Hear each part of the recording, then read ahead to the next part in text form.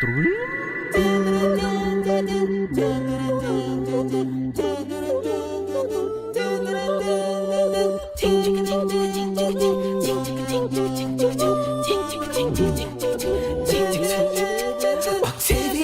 puppet show's about to start at any minute.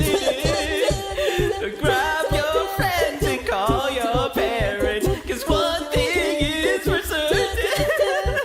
Turn that frown upside down. You don't need that where we're going. Daily playing games all day and talk until the morning. Tell you a short story about our lovely host today. He once was very lonely and played puppets every day. They'd gather around the silent crowd. They knew not what to say. But since you're here, it's very clear those days have gone away. Octavio's puppet show's about to start at any minute. The stage is set and the lights are out. It'll be here in a moment. Turn that frown upside down. You don't need that where we're going. What I mean, welcome to the greatest puppet show on all the planets. Octavio's Puppet Show! Hey, hey! Octavio's Puppet Show! Hey, hey! Octavio's Puppet Show! Hey, hey! Octavio's Puppet Show!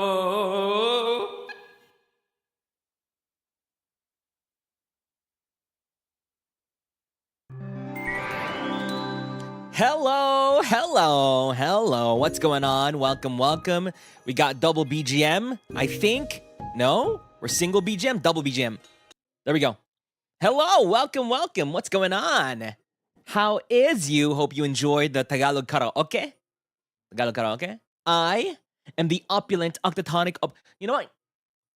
Compel yourselves unto me and submit to my absolute control, for I am the puppeteer from Bounty Hunter Unit Armors of HOLOSTARS English. My name starts with an O and ends with an O. My name is Octavio. What's going on, everybody? Welcome, welcome to OcTalks with Octavio, episode 33? I think. 33.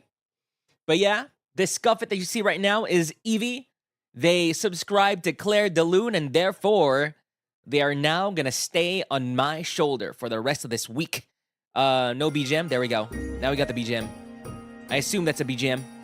But yeah, Umi, thanks so much. Santa Umi, thank you for the 10 gifted memberships. And Nyajame, thank you for the raw dog. Raw dog de la Supa. Thank you, thank you. Is that a raw dog de la Supa? Yeah, it is. It is. Welcome, welcome, everybody. Hello, hello. I was gone for a while. Is this my first actual stream since I was gone because of no fault of my own? Right? You know what's funny? What's super funny is that, remember the first day that I had my internet problems? That was around maybe Tuesday, Monday. The next day, SEIC messaged me and I was like, yo, you haven't paid in 5 days yet. You need to pay. And I was like, oh.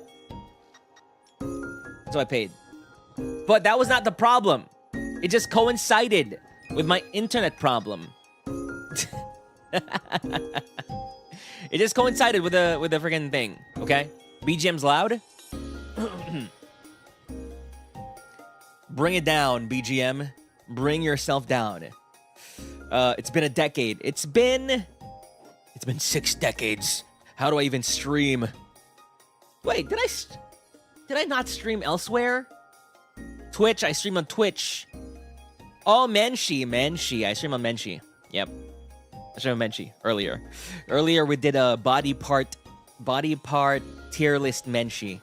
And that was what I was referring to when I was asking what the tier for the balls are. The betlog is, I think it was tier D? Tier D or something. Tier D or tier C. Stands up from my wheelchair and stares out my window. It's been so long. Now I'm back. Better than ever. And you know what happens when I go away for a few days and come back? Well, immediately 3 streams in a day. 3 streams. So now, however, I feel like that's not enough. So now you'll see for next week what's gonna happen. Because next week is gonna be a roller coaster of streams and everything. But we're gonna be doing that, at the end of the show, where I'm gonna be showing the next week's schedule. But OcTalks with Octavio, if you're not aware, is my weekly Zatsudan show, my weekly Just Chatting show, where I go and look at my previous schedule, what we did for the previous schedule, and then we look at member-submitted questions. We answer some questions submitted by T2 members of the Octo Posse, and then we go to gaming news of the week. Some cool gaming news so we can be updated on things that are actually important, like games instead of current events. And then more member-submitted questions, and lastly, we end with the next week's schedule reveal. Tomira, thanks for Marionette. Welcome back, puppeteers. Thank you. Also, Tomira, we're gonna be making your Marionette soon. Don't worry. I'm still looking for recruits. I'm still looking for Generation 10 recruits. So we'll see. Maybe in a week or two we'll be doing that. So, welcome to OcTalks with Octavio.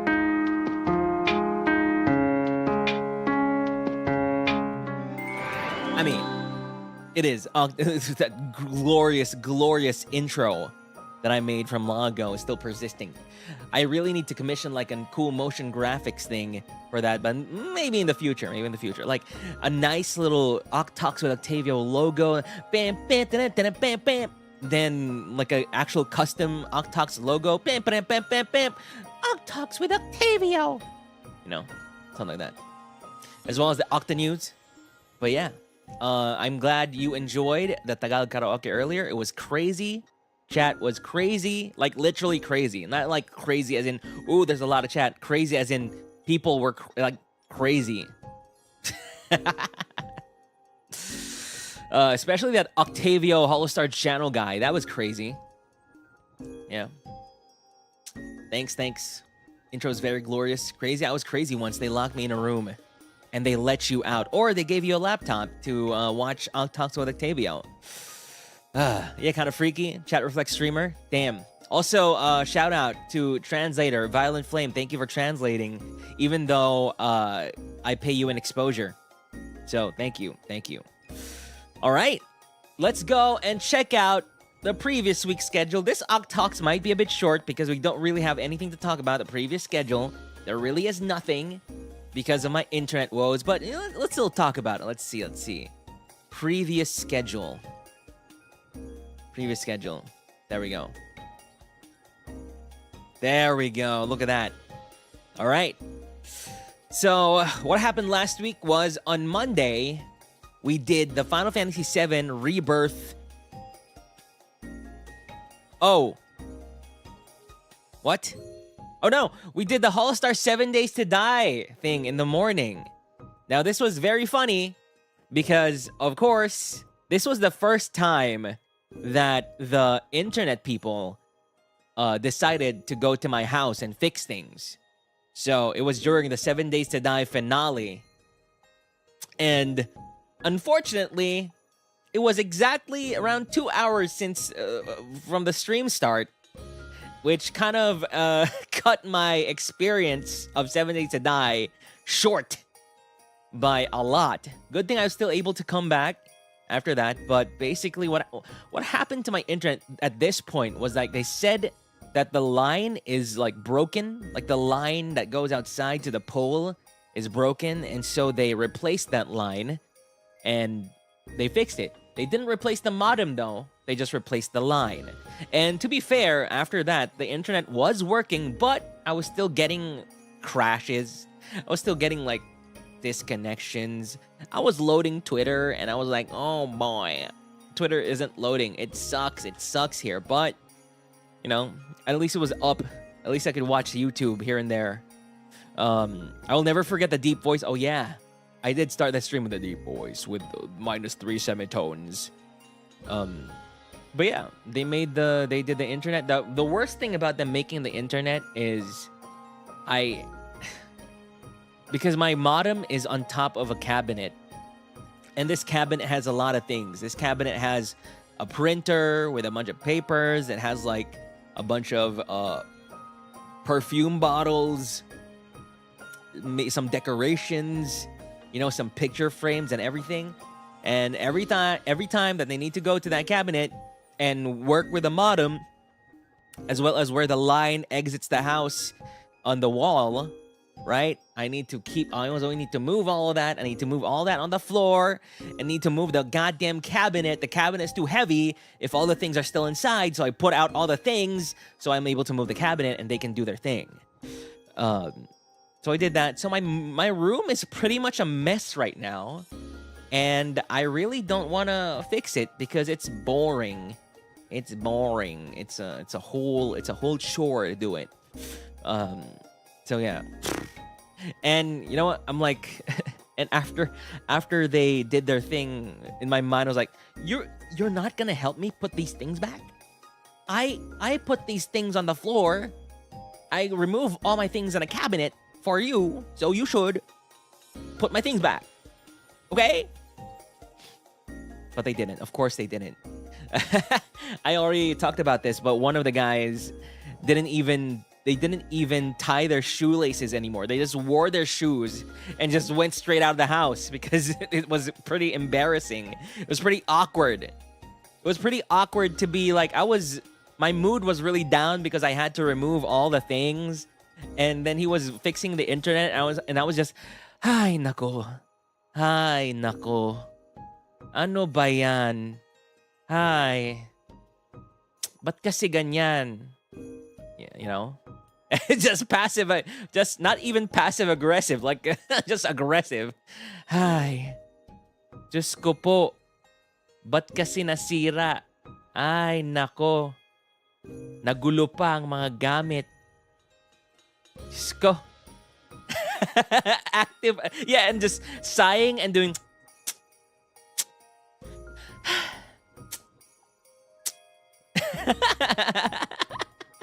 Ay, nako. So after they fixed it, the guy just put on his shoes, didn't even tie the shoelaces, went down the stairs with his shoelaces, stepping on his own shoelaces and stuff like that. And I don't know, maybe at some point, Onion's pee is somewhere on the floor. Hopefully not. And then he went out. No, not the Karen Octavio. Hi, nako. Hi, maayos na yan eh. Inayos ko na yan a year ago. Tapos ngayon tatanggalin ko para lang sa internet na yan. Ba yan? Motimayu, thanks for the 5 gifted memberships. Thank you. Also, thank you for joining Sock Puppets as well. Don't say you sound like my mom. Shut up. You sound like my mother. Shut up. Not even your dad? Not even your dad, bruh.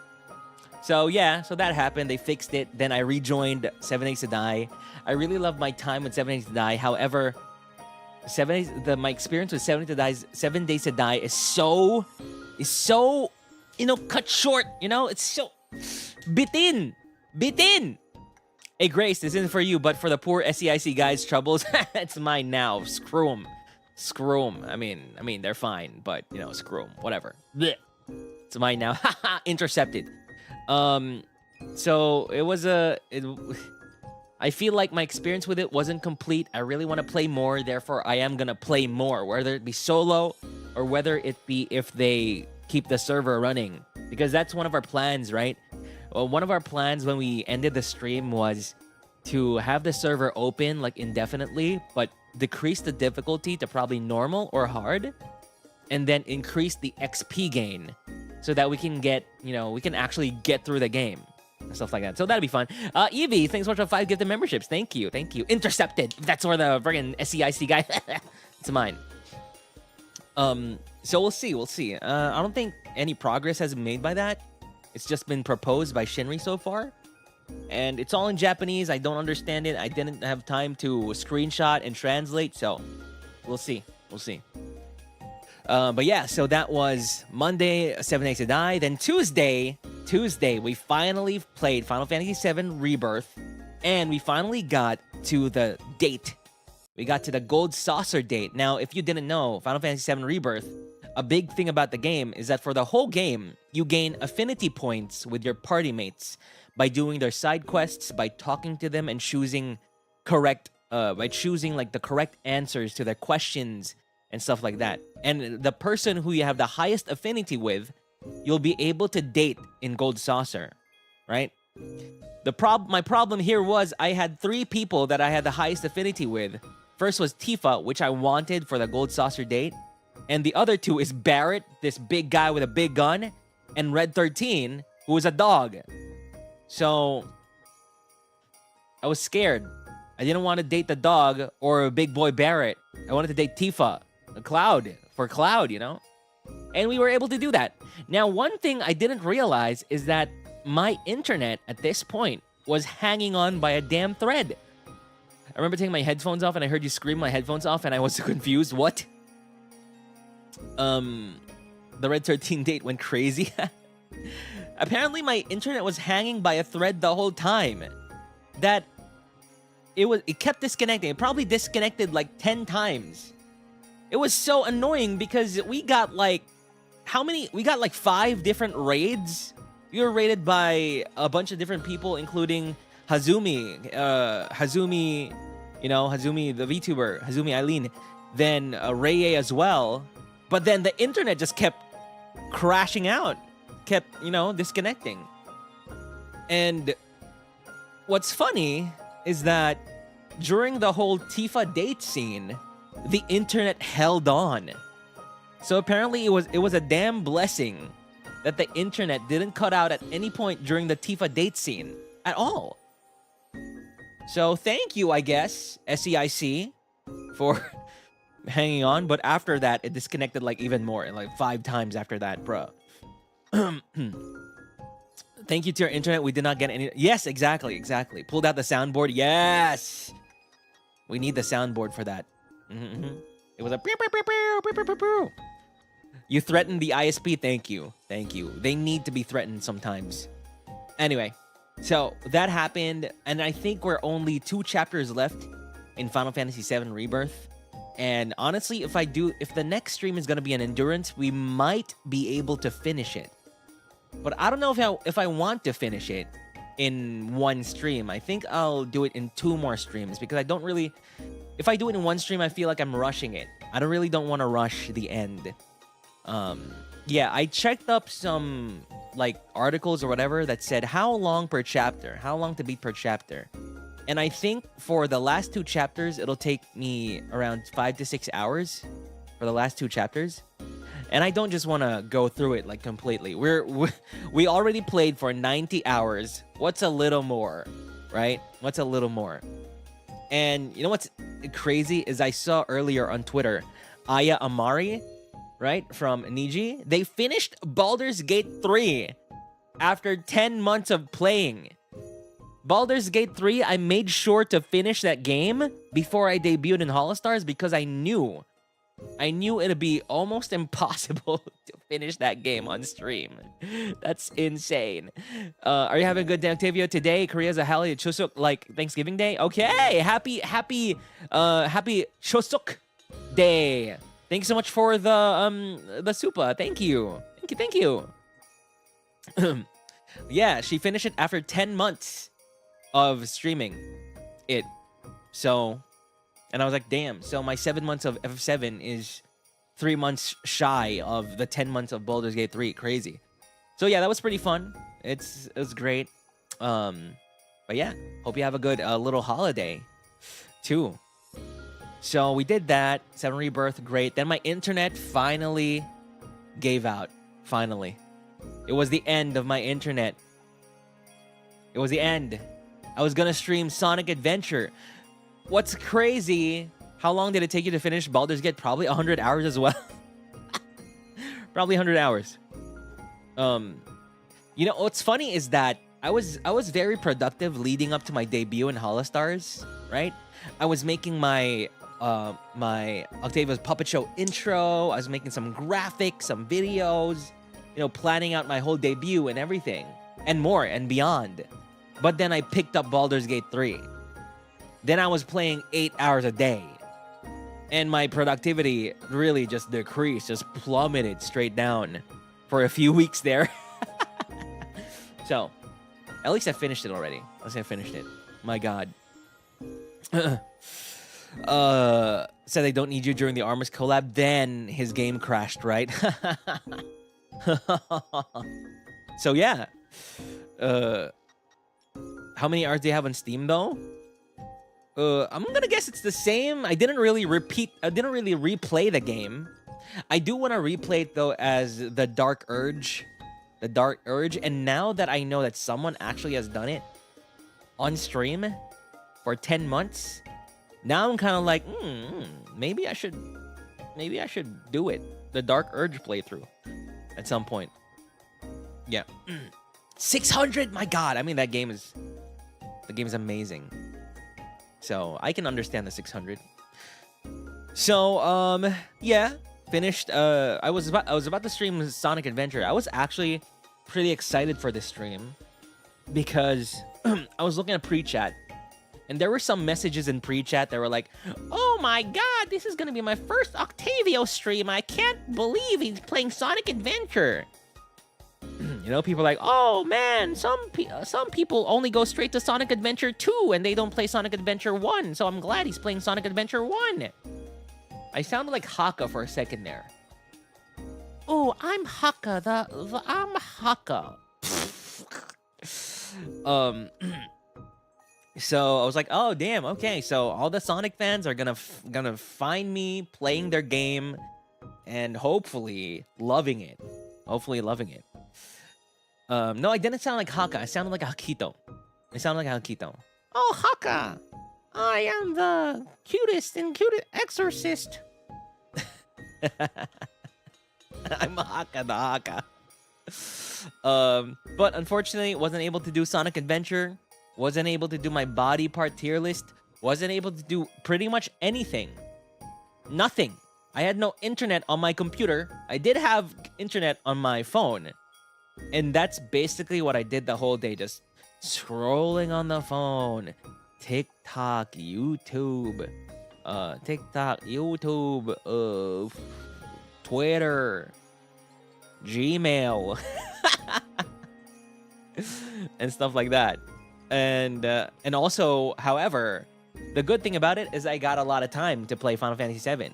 So I played a bunch of Final Fantasy VII, like side quests and all the checklists in the game. Did all of that. Literally, I have done literally everything in the game except for one area, which is like the ocean in the middle of all these islands. That's the only thing I haven't done. I also didn't do like the main, like the final quests of like the Queen's Blood, of the big quests and stuff. I didn't do that. I was saving that for a stream. But yeah, pretty much done with everything except for the main quest. Why didn't you join the VC during the Armis collab? Just asking. Why? What? I'm gonna join on my phone and be like, "Oh, you're playing," and then they're like, "Ah, rats! Oh my God, rah, blah blah blah." What? Still send messages through Gmail because no social media. I mean, Gmail is used for the Manisans use it. Yeah, well, yes. Why? I'm just gonna be in the call, and they're gonna be like, "Ooh yeah, wee yippee!" I can't even watch the damn stream. Anyway, there's gonna be an Armies collab this week, so hopefully I'm there. And also, because I posted FOMO, right? I posted FOMO. So if I watched and joined there, then that wouldn't be FOMO, right? That wouldn't be FOMO-ish. But since I put it out there that it's FOMO, I needed to commit to FOMO. So there it is. I committed to FOMO. So I can use it for content in the future. Right? I can be like, "Oh, I have FOMO so much." I can also be like, playing Vermintide 2 alone. I don't need friends, you know? Like playing Vermintide 2 with Cardboard, Ruse, Gerard, and Gibby, right? Like what they do. You know, like they're freaking modus operandi.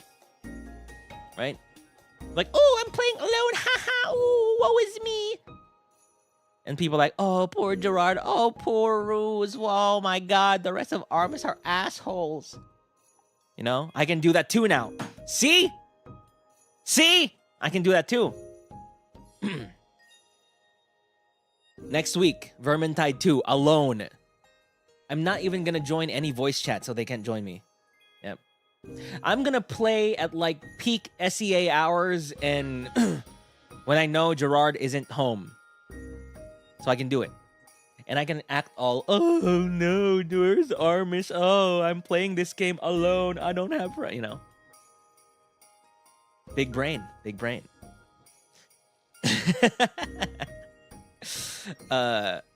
So did that, did nothing. Then I haven't even seen the stream. I haven't even seen anything about the stream. Just some posts here and there on Twitter. Saturday, Ruse D&D thing didn't pull through. Oh, by the way, I've made my character, and here's the thing. Before, long ago, I was supposed to join. I was supposed to join a campaign. However, because I was an idiot, I made like a 10-page lore doc for my character. I made a 10-page lore doc for my character. I made an even longer lore doc for the country the character is from. And then I gave that to my DM. Gave that to my DM. And they literally made a world map out of it. They made an actual world map image out of the country that I made and everything. But the game didn't pull through, unfortunately. Unfortunately, the game didn't push through. It never happened. And so now I think I learned my lesson. So I went to Ruse and was like, Ruse, here is my 1-page lore doc for my character. Just 1 page. So this campaign will continue. So I won't scare you off with my lore. And it's not just 1 page, it's bulleted. It's a bulleted lore doc of my character. And I would love to share to you my character right now. But I'm gonna defer to Ruse's plans when it comes to the Hollow Marches stuff. I don't know if he plans on doing like a big reveal and like, ooh, yeah, here are the characters and stuff like that. But all I can say to you right now is it's different from the past D&D that we did was ourselves, right? It's just ourselves. So this new one is, you know, traditional D&D where you play as a separate character, a different character. And basically, whatever Octavio was before, scrap that. It's now different. It's now different. I'm not gonna be playing Octavio. It's just gonna be an original character by me. If I was to make my own OC, this is it. This is it. Okay. So yeah, that's it. It's pretty much derivative though of some works. You know, some stories that I know. It's just an amalgamation of different stories that I know and just put together. That's basically it. They're basically RPing. I mean, I guess. I mean, that's D&D, right? RP. RP with a little bit of game. So, I'm excited. I think everyone has made characters now. I think Shinri, Axel, Haka, Gerard, Gibby. Yeah, I've seen their character concepts. At least like the little descriptions I've seen, but I don't really actually know their characters yet. I've just seen little blurbs here and there because, you know, they go into a voice chat with Ruse and then suddenly Ruse is like typing stuff so that they can see, and I'm watching this voice chat like a hawk for spoilers. I want to get spoiled by that. I want to see what they're making, you know? And I got a little idea here and there. Pretty cool. But yeah. I'm looking forward to it. Hopefully it happens soon, and when I'm not away and when I'm available, you know. All right, so that's the other thing that I did this week. Then Saturday, the 7 Days to Die collab was canceled as well. It was rescheduled to this upcoming week. Then Sunday, I did my body part tier list, which is fun with the members, T2 and up. If you're a member or a new member, please check that out. We have a definitive list of body parts. I did post it on Twitter, but the explanations are all in the VOD. And so surprisingly, a lot of people were doubting this list that I made. And honestly, they're wrong. The only person that was right is, why is the red blood cell considered an organ? And then I was like, you're right. Why did I put the blood in an organ tier list? And I was like, whatever. Good thing it wasn't a medical dissertation. Good thing it was just a silly Menchie stream by an anime man. Yeah. So, check that out. Check that in the T2 Menchie. Then, next is OcTalks with Octavio, which is this one. Yippee! Yippee! So, welcome to OcTalks with Octavio. Let's go to the member submitted questions. And there were a lot of questions this week. We'll see if there are some that we can actually answer nicely as much as we can. Let's see. Whoop, whoop, whoop, whoop, whoop, whoop, whoop. First question. What about yesterday's Twitch stream? The what stream? I don't think that ever happened. I don't know what you're talking about. Nekochadechu with a question. Sharing a can or bottle with someone, yes or no? For a long time, I thought I was alone in the no clan. But nowadays, I find that it's not just me. So now I'm curious. Sharing a can or bottle with someone. I'm gonna guess you mean, like, for example, a cup. You're drinking from a cup. Or they're drinking from a cup. And they want you to drink from it. Or you drink from their cup. Or stuff like that, right? Yeah? Depends on who you're sharing with. Just chug it from a distance if you're worried about cooties. Depends. You know what? I'm not a germ freak, actually. Yeah, I'm not a germ freak. I don't care. A straw, cup, or anything. And you know why? You know why I became not a germ freak? I started as a germ freak. However, I noticed quite quickly that if you don't care about that stuff, people tend to like you more. So it was a matter of survival in a social setting for me. So if you're in a group and they're like, "Ooh, drink my thing. It tastes so good," and you're like, "Ew."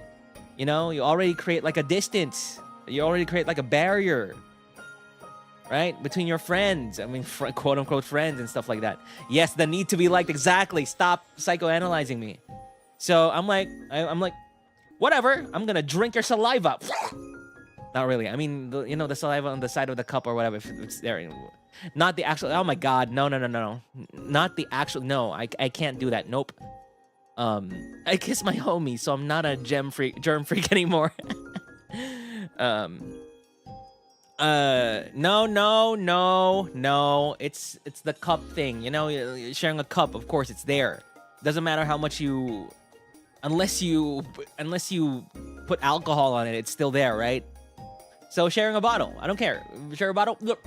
Now, if the person that's sharing it is a germ freak, and they really want you to like taste whatever drink it is they have, then that's when I, do that whole thing where you put it like away from your lips and just make it drop into your mouth as best as you can. That's when I do it. That's when I know if they're a germ freak. But for me, it's fine. Whatever. If you're okay with drinking from this bottle that I just drank, then do it. Tagayan session requires sharing a shot glass. Exactly. Right? Social settings. I think that's mostly it. Your social settings in high school, and there's a shot glass and alcohol, and then you go around and give the shot glass to everybody.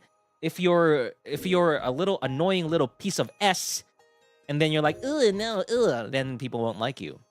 But if you're, if you just do it, people are like, yeah, this guy's great. However, in the end, I still don't have friends, so I don't know if it was really effective or not. In the end, I'm still alone in my room. No friends to talk about. They're all online. They're all anime characters. My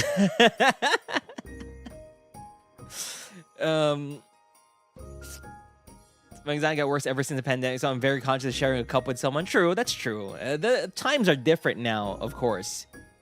Too bad. I've lost all those friends before that happened, so it didn't really affect me. What's wrong with you? What? What's wrong with you? So yeah, I'm okay with it. I'm okay with it. I get it. I understand germ freaks and why they're careful and stuff like that. But you can't deny it's just a little bit insulting for someone to be like, "Oh, you want to taste my drink?" and they're like, "Yeah, sure." And they put the bottle like as far to from their lips as possible.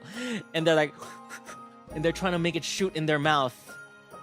And it's a bit insulting, like, bro, it's okay.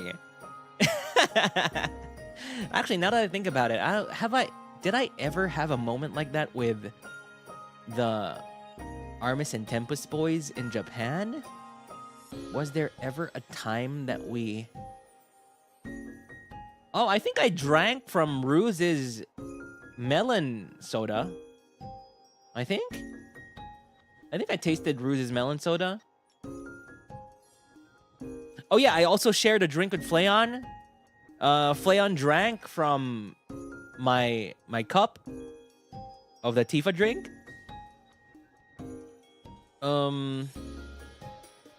What else did I do? I think that's it. Yeah, I think that's it. Yeah, family or friends. There's some people it doesn't matter, right? Family or friends. It's just, ooh. Nope, no germs for me. So yeah, that was pretty cool. So I don't care. Now, if you care, it's fine. But, for me, I don't care. Do it. Do whatever you want. Now, the question is, chewing gum. Chewing gum is a big no. Ice cream is a big no as well. Oh, heck nah. No. Ice cream, you know how a child eats ice cream, they put their tongue out and they lick it, especially if it's a person that does that. Nope. There are people that share gum. I'm pretty sure there are, but I don't want anything to do with that. If I find someone like that, I'll just stay far away.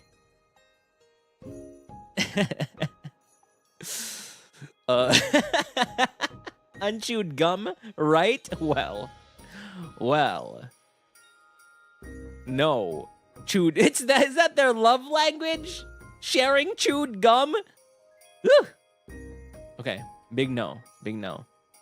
They're freaks. But thanks so much for the question, Nico Chadechu. My God. What is this question? It wasn't me. It was a T2 Octoposse that can submit a question every week for OcTalks with Octavio. Okay. Next question. By Alex XOXO. Oh, another question from me. What is your preference when eating mangoes? Do you like it with bagoong, with soy sauce, salt, etc.? Now this is, for some reason, this has been a little weirdly hot topic on Twitter ever since the revelation that Ruse doesn't like mangoes. And apparently people told me that the mangoes in Elysia America are kind of like stringy with a weird texture and as if they're rotten and crazy, right? So, for me, in terms of mangoes, though, there are different kinds of mangoes. You got the normal mangoes, the normal SCA mangoes. Then you get the kind of red, more reddish mangoes, which is really good. In a different way than the normal mango. Then you got the other forms of mango, which is green mango. You know, the unripe mango and stuff like that, right? And different ways to eat all of them. I need lifetime stock if mangoes is just that good. True, it's just so good. Too bad it's so damn expensive. Apple mango, mango graham cake. Want to try mango savory dish? You mean mango pizza? I have a recipe right now for mango pizza. I just made it before, a few months ago on my birthday. Perfect crisp between ripening. Yeah, that mango, the point where it's like it's not completely unripe, it's also not completely ripe. That's so good. That's so good. But I think my favorite way of eating mango is just literally just a ripe mango, and then a fully ripe mango that you don't even slice. You don't even slice it. You just peel off the outer layer. Just peel it off like a banana. And then you eat it straight in its original form. That's my preference. It's very messy though. You know what's funny? When I do that, I eat it over the kitchen sink. Yep. The caveman style, exactly. If cavemen ate their mangoes over the kitchen sink, then yeah, that's the best. I don't do it a lot though. A lot of the time. Maybe the last time I did that was maybe like 5 years ago or something. Because the sink is like in the first floor and I'm the second floor, and it's a bit of a hassle to go to the sink and eat the friggin' mango. Eat it in the shower. What does it feel kind of sad? Well, that's kind of sad, just eating a mango in the shower. Bro, I need art of that. You know the art of the little, you know, kind of like the rage comic guy, like the little stickman guy who is eating like mangoes, and it's like a crime scene. That, but in the shower. Eating the shower is always sad. Mango shake, mango graham, mango ice cream, mango bagaong, mango during the pressy is great. True. Yeah, aside from that, aside from the raw eating of like a ripe mango, just peel it like a banana, the other way I really like is the mango ensalada. Yeah, the mango ensalada with the tomatoes, with the onions, with the soy sauce, you know, stuff like that. Ooh, woo. Mango ensalada. Then you got fried tilapia with it. Then you use your hands. Take a piece of the tilapia with hands. Dip it in the freaking thing. Grab like a mango, a tomato, an onion. Then put it on the hot white rice. Then eat it with your hands. Bruh! I'm getting hungry and I just ate. Stop, you just had that? I'm getting hungry, I just ate. Yeah, that's so good. Then I guess third might be, for me, yes, fine dining right there. Exactly. You get your thumb, you have your thumb push the rice and the tilapia and the ensalada straight into your mouth. Oh! Oh! Oh!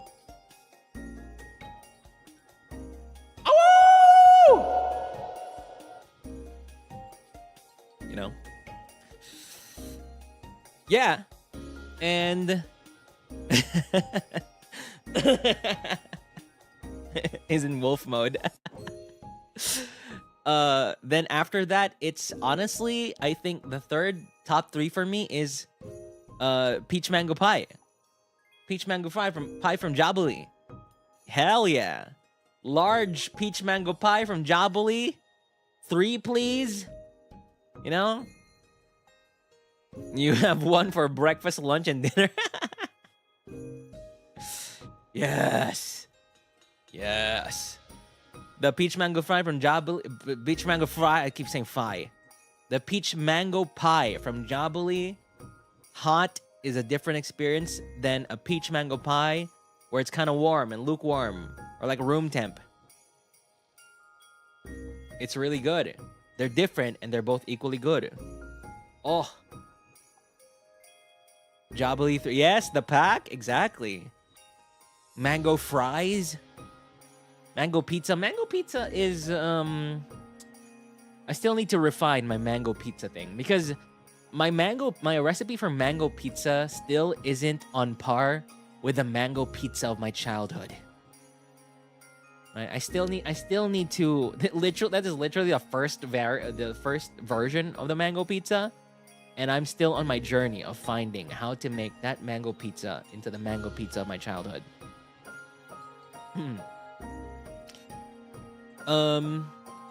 Mango Graham, good as well, of course. Warm crust, cold filling. Oh, hell yes, hell yes. Then I think 4th might be I think it's the Indian mangoes. You know, just straight up Indian mangoes. Just eat it. Just cut them up and eat it. Oh, it's so good. With bagoong. Ooh. Try hot peach mango pie with some sundae. Yes. Yes. Peach mango pie with sundae. Got a friggin' peach mango pie sundae a la mode. For forever this way.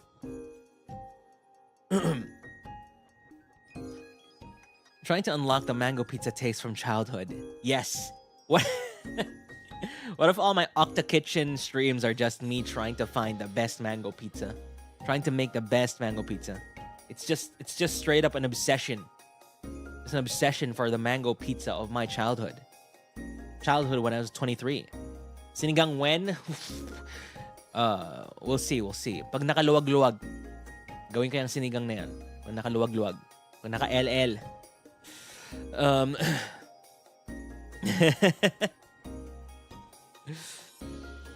Mango smoothies, true. Mango smoothies, mango ice cream. Yep. Pag naka-LL, let's go. Mango sago. Anything mango is good. So it's crazy to me that Ruse is like, I hate mangoes. Because surely there is a mango out there that you like. There's a form of mango out there that you like. It's such a mainstream type of fruit. It's like rice. You know, in a way, everybody likes rice. No matter where you're from. Some people just like it more than the rest of the world. Sure. You don't like mango in any form? God damn it. Damn. Unfortunate. Big unfortunate. Okay, now you need to go to Cosmania and then get some mangoes here and get the peach mango pie from Jabuli. Unfortunate. Yeah. Maybe can I don't think I can bring a mango to Japan, right? Because if we're gonna meet up anywhere, it's probably gonna be in Japan. I don't think Ruse is gonna ever fly to South Elysium. It's definitely gonna be Japan. Maybe I'm gonna fly to Elysium to South Elysium. I don't know. Maybe not.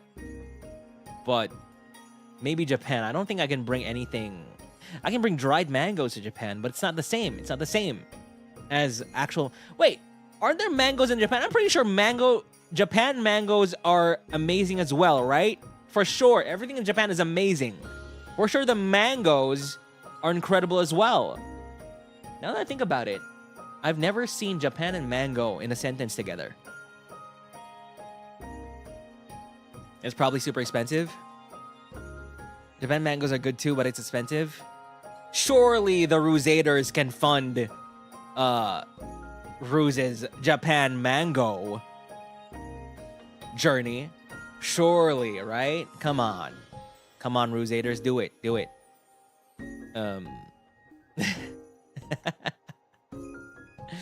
They're so expensive there. The Rusaders can do that, yes. Also, Rusaders, if you hear me right now, add a little bit more so Ruse can also buy me one so I can taste it as well. Wink wonk. But yeah. Oh, you tried it and still prefer PH mango? Oh, that's not crazy. That's interesting. It's interesting. Okay.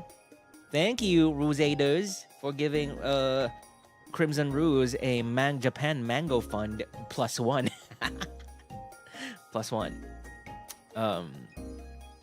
So yeah, now that I think about it, next time I go to Japan, I'm gonna get a strawberry and I'm gonna get a mango, and then we'll see. As a mango connoisseur and a slight strawberry hater, we'll see. We'll see what Japan has in store for us.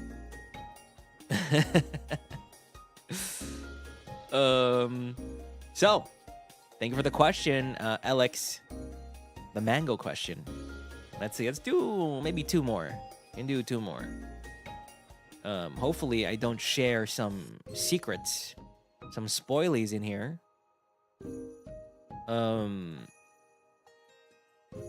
Is this real?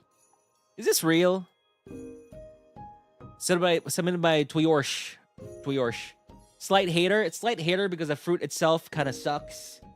But the strawberry shakes, the strawberry donuts, the strawberry ice cream are all like my favorite flavors of stuff like that. But the actual fruit, you know? Though I haven't had Japan strawberries, unfortunately. I didn't have the presence of mind to buy a strawberry in Japan. I need to ask Mane-san that. Mane-san, when I go to Japan next, can you please buy me a strawberry? And a mango. Can it be free? Please? For your HOLOSTARS talent? Please? So yeah. Next question from Twiorsh. Oh, there's one thing I'm curious about. Does blood type affect one's personality or how they perceive things? Just like how zodiac signs and MBTI types do. I think it's called Ketsueki Gata in Japanese. Will you be doing a meet and greet in Cosmania? No, I won't. I won't be doing a meet and greet in Cosmania. No, it was definitely not announced at all. It was definitely not announced on Twitter by Cosplay PH or something. Definitely not. No way. Nope. And we definitely don't have 20 slots for the meet and greet. Nope. There definitely aren't rules that were posted on Twitter about the meet and greet and stuff like that, right? You need to register. If it were real, if there was an actual meet and greet, you need to register. Then if you get chosen, you need to pay 1,000 South Asian coins to get in. But unfortunately, there wasn't any of that. Okay. But I'm interested about this Ketsueki Gata. I've never heard of this. Ketsueki Gata, Japanese blood type personality test? Huh? What do you mean? Japanese blood type. Japanese blood type personality. Okay. I sound like, what do you mean I sound like an AB blood type? I'm a type O. So apparently, I'm reading up right now, and the blood types have different personalities. I've never heard this before, but I am open to reading it and looking at it. So people with type A blood, let's see. Do any of you have type A blood here? People with type A blood have been linked to positive traits such as creativity, cleverness, and cooperativeness, whereas their supposed negative traits include stubbornness and uptightness. Type A individuals are reportedly more common in Japan than people with other blood types. Oh, really? Not really, but fun to think about. You don't know your blood? Have it tested. Get your blood typed. Get a blood typing. Then individual type B blood. You actually need to know your blood type, just in case. I'm not saying anything will happen, but just in case you need any transfusions in the future. You need that. You need to know. Individual type B blood are supposed to be strong, passionate, empathetic, and decisive, but they have also been associated with selfishness and erratic behavior. People with this blood type are said to clash with those with type A blood. So we can make an anime out of this. Type A versus type B. You know? A Kuroko no basket situation. Where type A members are on team A. Type B are on team B.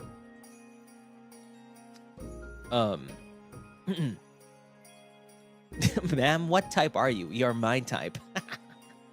Oh, so handsome. The purported strengths of those with type AB blood include rationality and adaptability.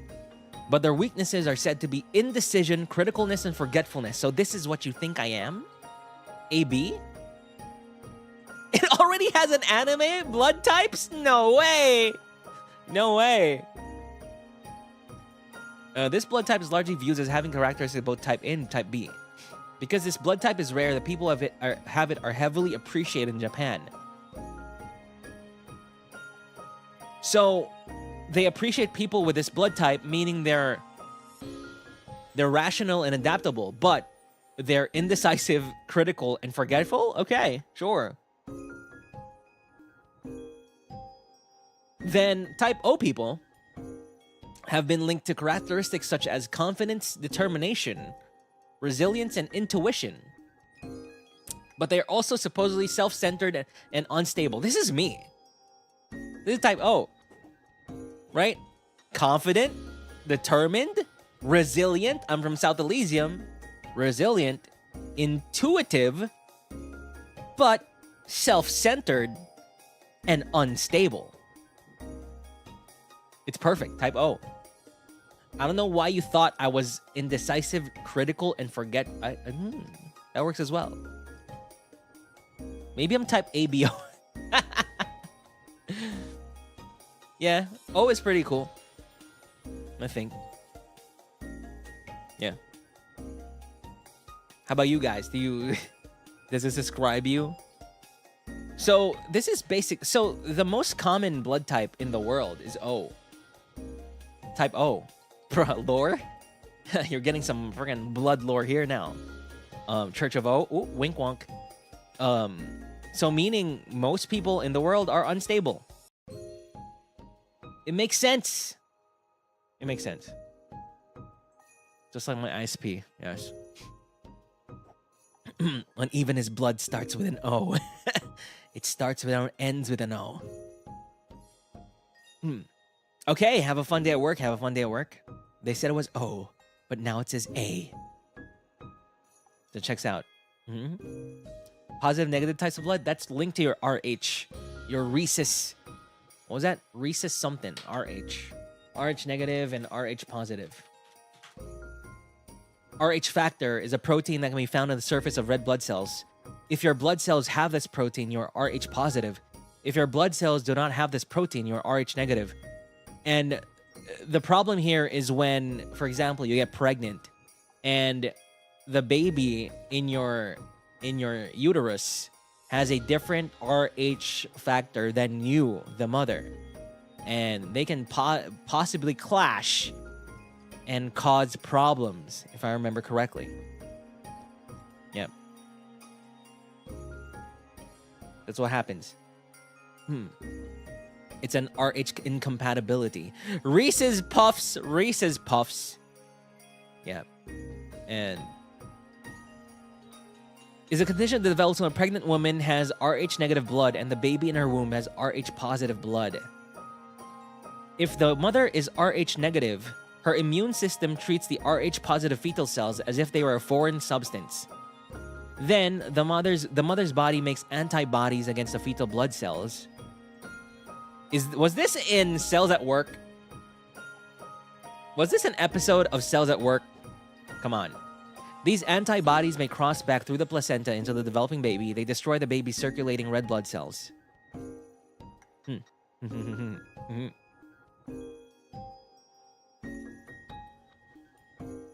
got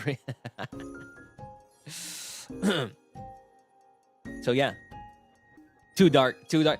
Wasn't there Cells at Work dark? Or Cells at Work like intense? Cells at Work evil? Right? I think there was something like that. Yeah, Cells at Work black, exactly. Cells at Work black. I think this would be a good episode for that. Right? A mother and their baby, and the mother's cells are rebelling against the baby and trying to destroy the baby. Ooh. That's scary. That'd be cool. So yeah. So blood type O. Everybody has blood type O. Let's go, unstable gang. Let's go. Unstable gang.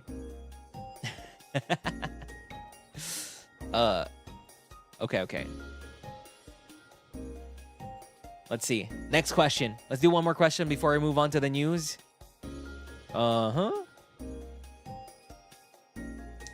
Submitted by DJ Goldie 3517. It's, if you can pick the puppet, which other HOLOSTARS mascot would you like to kidnap? I mean, look after.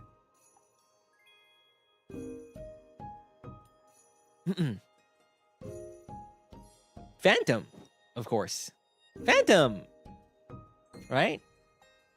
Did you guys ever wonder why there is a weird similarity between puppets and Phantom? Ever think about that?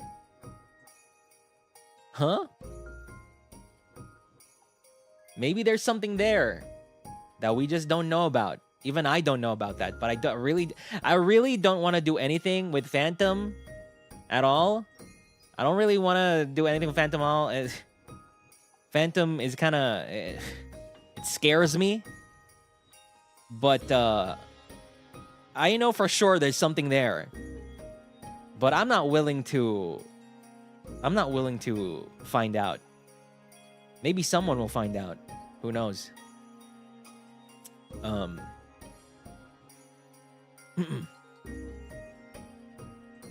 Ashton, thanks for joining Sock Puppets. Thank you. But yeah, if I could kidnap Phantom, then yeah, I think Phantom's pretty cool. Phantom probably hate me though. Phantom only, and we're probably not compatible. Maybe me and Phantom are similar. Dun, dun, dun, dun. Maybe I am Phantom. Dun, dun, dun. But aside from Phantom, let's see.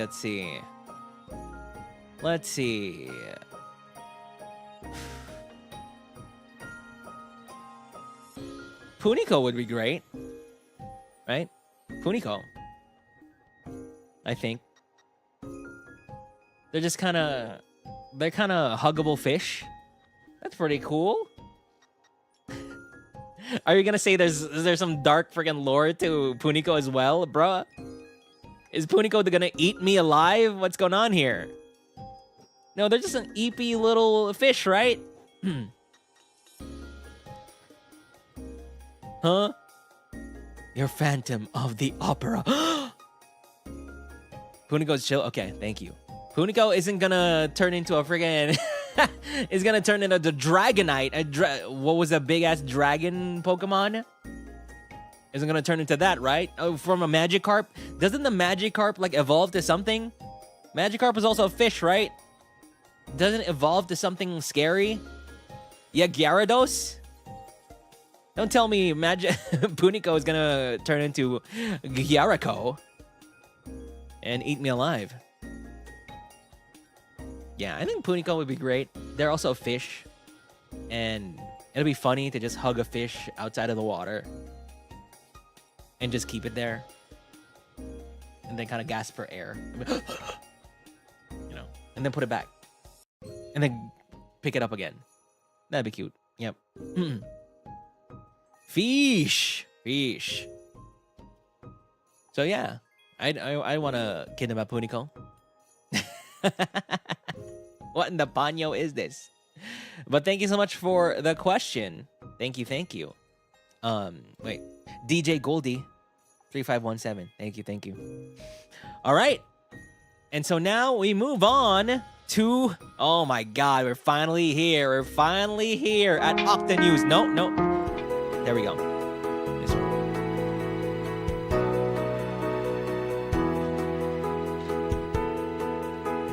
Get behind me, Punicos. Okay, we are finally here in the news. This week's gaming news is a bit intense, but I'm excited. I'm excited to get into it. The OOTD. This was the past. Wait, OOTD. Wait, I have it. Wait, don't worry. I'm gonna show you the OOTD first. That was a past OOTD. The new one is right here. Okay. Just copy paste that. That's what I was missing. Here it is. This week's OOTD is, look at that, by Galley2L34261. Look at this. Look at this art. It's so good. Look at the colors. Wait, what is that in writing? Is that writing? So this is, I guess 5012 Kaguya. And look at all the detail in here. There's so much to look at. Look at the eye. The eye is popping out. There's an eye in the lower left as well. You got the hands. I'm assuming those are my hands. And we got the thread. You got the scissors. Yeah, is that by buy-in? Captcha verification. That's Beibein script. Then you got the Kaguya Scuff It in there. It's really cool. You got the baton. It's alibata. Is it? Can anybody translate that? Alibete. Alibete or Beibein? It's Beibein or Alibeta in South Elysium, by the way. But yeah, there's so many details. But other than the details, I really like how textured it feels. Look at the hair. You see the hair and the eyebrows and the expression on the eyes for some reason. It's colored in a very whimsical, kind of neutral, not neutral, but you know, a muted color palette. But it's still kind of dark. It's still dark. Yeah. I just really like the eyes, bro. I really like the eyes. It's really good. So this is the Octavio of the day, the OOTD. Galley 2 from Galley2L34261. I drew the hair with the smallest size of brush I could find. Wait, is this you? Huh? Ellie? Beibein and Parababy. Church of O coming to theaters near you. Oh, it's you. Okay. I see. But yeah, it's really good. I really like these types of art because this type of art I just cannot think of. I can only think of a character in front doing a pose and then a background. I can't think more than that. I can't think of like putting all the thread, putting this like tape on my mouth. I mean, on Kage's mouth, on the eye popping out.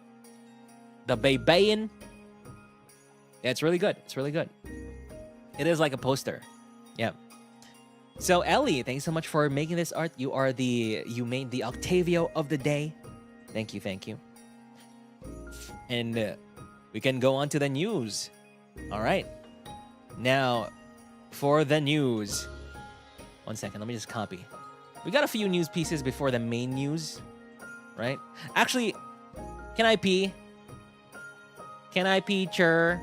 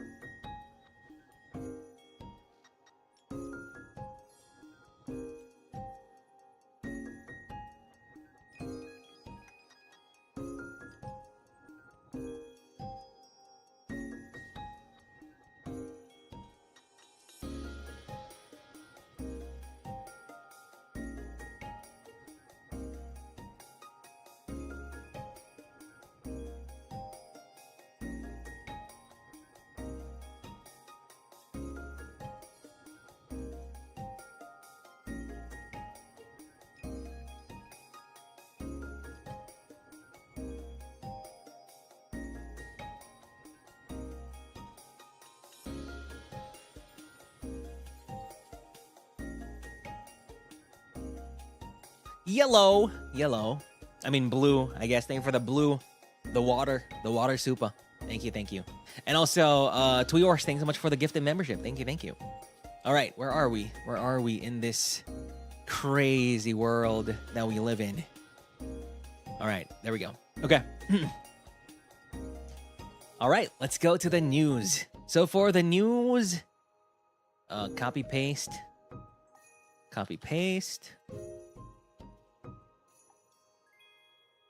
There we go. 10 years after it was pulled offline. 10 years after it was pulled offline, viral mobile game Flappy Bird is coming back. Fun little news piece. So here we go.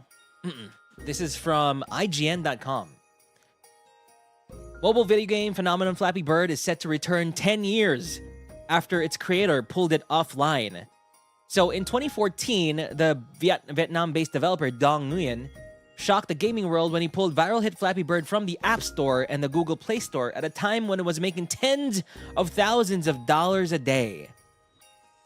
He went on to say, "I can call Flappy Bird a success of mine, but it also ruins my simple life, so now I hate it." And then he removed it. But now Flappy Bird is set to return with an expanded version aiming for launch by the end of October, across multiple platforms including web browsers and the iOS and Android version planned in 2025. But this new Flappy Bird is from the Flappy Bird Foundation, which is described as a new team of passionate fans committed to sharing the game with the world. So it's not from the original developer. It's not from the original guy who made it. It's from a different company. And they acquired the trademark for the game. They acquired the trademark for the game from Game Tech Holdings LLC, who appears to have gotten the trademark from Nguyen, as well as the rights for the original game and character from Pio vs. Cactus. What? So yeah. So they got the trademark for the game, and now they're doing whatever they want with it. And the thing here is, I'm pretty sure this is gonna be, how mobile games these days are. It's gonna be there's probably gonna be a bunch of microtransactions and everything. They're gonna release a Flappy Bird 2, 3, Flappy Bird Revenge, and stuff like that. It's not gonna be the same as the old one. And you heard it's a crypto scam, really? Oh, interesting. I can see, but I don't see it in this article, so I don't really know completely. But I can see something like that happening, right? Pay $3 to revive. So the interesting about this is that Flappy Bird was 10 years ago. Flappy Bird 10 years ago. I remember the moment when everybody was playing Flappy Bird, and then the guy was like, "Okay, I'm done. Goodbye." And then he just noped out of there. Then Flappy Bird just removed from everywhere. You can't even get it anymore. It's gone. And that was actually pretty cool at the time. I was like, whoa. It was pretty cool. It kind of became lost media, even though there are some phones or whatever that already have a copy. And I think some people even sold these phones with a copy of Flappy Bird on it. And that was actually pretty cool to see way back when. And this is just a big surprise right now that this game is coming back. And it was in a way that's kind of different. It wasn't from the original creator. They just got the trademark. They just got the papers to say that they own Flappy Bird, and now it's here. So, what a weird story. However, I don't see this being too relevant anymore as like before. There's so many games out now that are kind of like this, maybe even simpler, that are just super popular. I think the world has moved on from games like this already. But we'll see. Doodle Jump was another game of that time. You're right. Doodle Jump, the little green guy with the nose thing. Wow, that was so long ago. Doodle Jump. So we'll see. We'll see what we have, what they have in store for Flappy Bird. Maybe I can ask for Flappy Bird perms. So, but if it's actually crypto based, then whatever. So Flappy Bird is back, not in a way any of us expected, or not in a way any one of us actually thought it would come back. All right. So, oh yeah, Po was also like a mobile game before, right? Po, the one that Gerard keeps posting. Yeah. Yeah, it was kind of like a platformer. It was. Now I remember. I didn't know its name was Po. I kind of forgot about that. Yeah. Those games at that time are... Whoa. What a different time. What a different time. All right. Nope, that's... Nope. Next article. Next piece of news that we have today. Now, this week has been all PlayStation. Aside from Flappy Bird, all PlayStation. So, remember that game Concord? That game Concord that released and was taken out 2 weeks later because no one was playing it, unfortunately. It seemed like it was a good game, but people just didn't resonate with it. So, you can't buy Concord on PS5 PC anymore. But you can buy the official merch. So, as shared by Wario64, official Concord merchandise remains available on Sony's PlayStation Gear website. Now, here is the thing about this whole situation. Currently purchase a series of products bearing the Concord logo, including a mug, beanie hat, t-shirt, and hoodie. Here's the weird thing about this whole situation, is that, first off, this game was taken off the PlayStation Store, meaning that this is weirdly like a PT situation. Remember years ago when PT released by Kojima? Kojima released PT, and then everybody loved it. It was like the second coming of Christ for horror games, and then they took it away. And so the people who had PT on their consoles knew that they had something there that won't come out anymore in the future, right? So they have a copy of PT on their consoles, and people sold those consoles because it became a rarity to have PT on their console. Yeah, PT, the PT Silent Hills, right? And the same is happening now with this game, where I kind of just want to buy a physical copy of this game. I want to buy a physical copy because not a lot was sold, right? Not a lot of Concord games were sold anywhere. Not a lot of Concord was downloaded from the PlayStation Store. So eventually, your Concord copy, if someone was gonna make like a library of all PlayStation 5 games, like a comprehensive library of PlayStation 5 games, and they don't have Concord, they're gonna find you and buy that physical copy of Concord, right? Oh yeah, they removed Concord from your PlayStation 5. You're right. They removed it from... So, for the people who bought the physical copy of Concord, they actually kind of have a rarity right now. And I'm gonna bet it's the same with these Concord merch items in the future. Because people think that it's not gonna come back ever. So this has become a collector's item. No matter if the game was good or not, it's gonna be a lost part of PlayStation history soon, right? So now I kind of want to see if I can find a Concord copy here in South Elysium. You know, where they're just selling it officially, like for cheap. You know, like maybe $30 or something, or $20, and then I wait like 20 years. Then in 20 years, I can sell it for like, I don't know, $600 or something. Right? It doesn't even matter if it works, if you can play it anymore, if you can't. You know, it's even better if you can't even play it anymore. It's even better if you can't download it anymore, because that makes it more valuable. That makes it more valuable.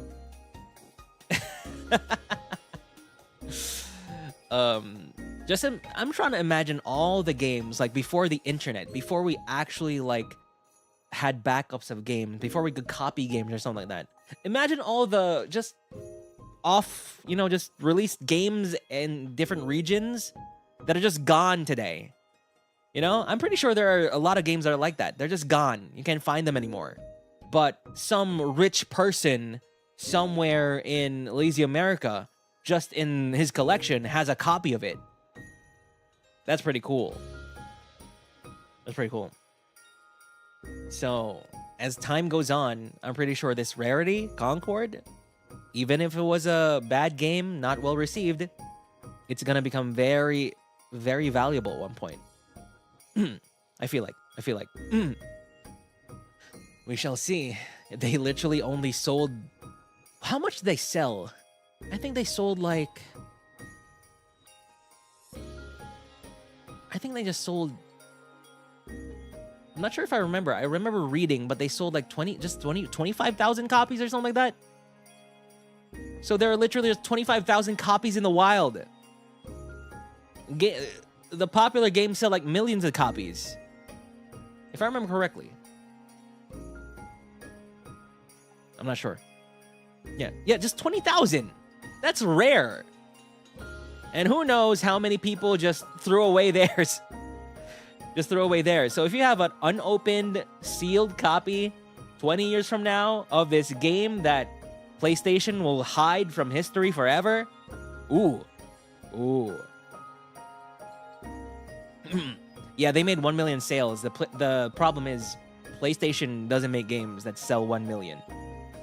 That's why it's a big... It's kind of like a big, like, shame. It's like a big shame point for PlayStation that they made this game that only sold $1 million. $1 million for you and I is really big. But PlayStation doesn't sell $1 million games, unfortunately. So it's kind of scary. So, if you find a physical copy of Concord, unopened, sealed, keep it. Keep it. Then after 20 years, go look on eBay or something. Type Concord. Willing to buy Concord. $10,000. I don't know. $500. There it is. There it is.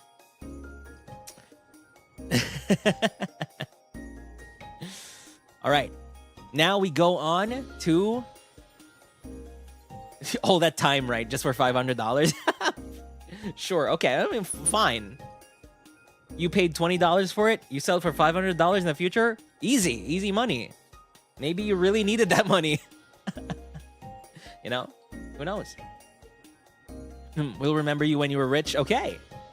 Do it. I'm gonna try and find one. I'm gonna see, like, in the mall, if a Concord copy is there, even if it's full $60. I mean, $40. Yeah, it's just a $40 game, I think. Yeah, if it's just $40, I'll buy it. Just to have it. Why buy Concord merch? Even Isekai Pro tags have more character than theirs. You're buying it for the hope that it'll become rare in the future. That's it. It doesn't matter if you like it or not. You're doing it for the long haul.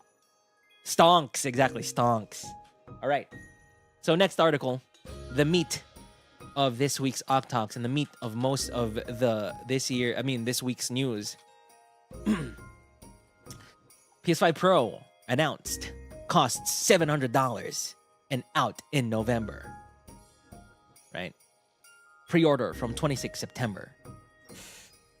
Sony has today unveiled its upgraded PS5 console, the PS5 Pro, in a technical presentation hosted by system architect Mark Cerny.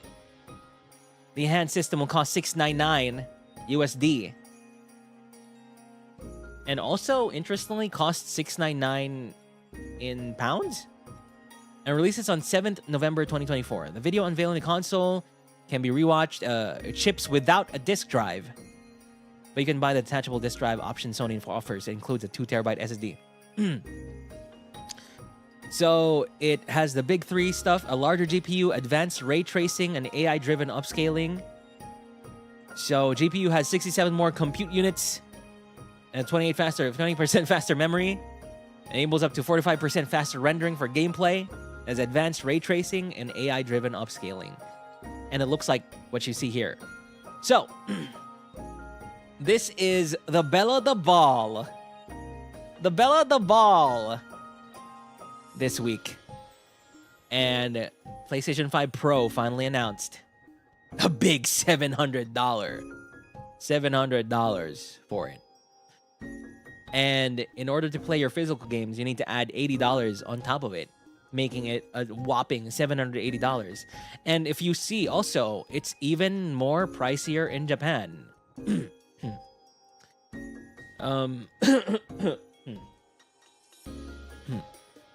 So yeah. So this is the thing, the belle of the ball. The belle of the ball. Now, my thoughts about it is that my thoughts about it basically is I'm kind of disappointed that it's $700 without the disc drive, because I do buy my games physically. I have a lot of physical games. It's one of the things why I really like console gaming than PC, is that I want to buy the game and put the CD into the console, right? And $700 plus $80 on top of that for $780. Unfortunately priced. It reminded me of, I had this kind of belief that PlayStation would never touch anything past $600 after the PlayStation 3 fiasco. Remember the PlayStation 3 fiasco way back when they announced the PlayStation 3 $600? And then everybody's like, oh, that's too expensive. And now they finally crossed that line. Yeah, they said work two jobs. They finally crossed that line into $700. And it's very steep. It's very steep. My hope was that it was 600. If it was 600, I think I'm okay with it. 600 because the base PS4 is 500. Therefore, the PS4 Pro is 600. But the thing is, there's one thing sure about everything, and it's that the gaming industry, just in general, has been wanting to charge more for everything for a long time, right?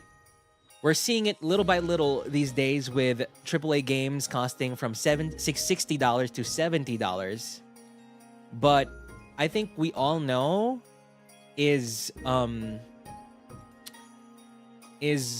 one thing we know from, I read from a lot of interviews from before and stuff like that, is that $70 isn't enough for how games are made these days. Games these days are expensive.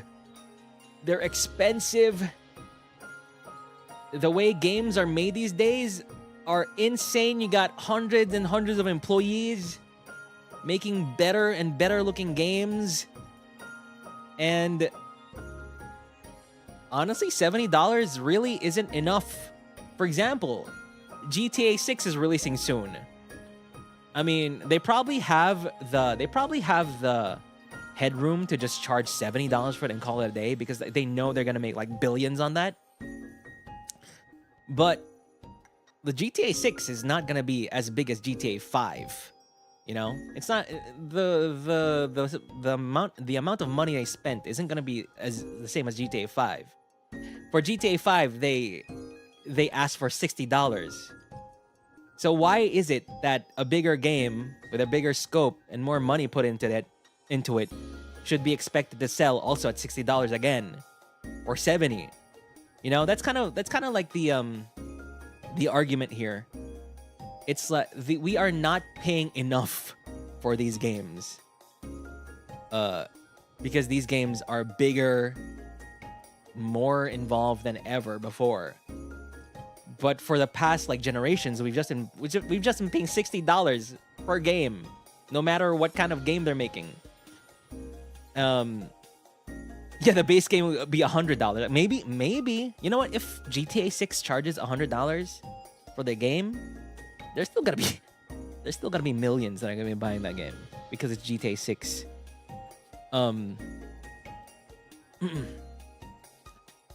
Also talking about billion-dollar companies here, a few million isn't gonna tank them. This is why PlayStation needs its live service. This is why PlayStation needs its live service hit. Because if you can make that live service hit that'll make you money, that'll print money forever, then maybe it can help with all your operating costs and everything. But the problem with PlayStation and all these big game makers is that they make a $200 million game and make $100 back. $100 million back and stuff like that. And that's really just not enough, I think.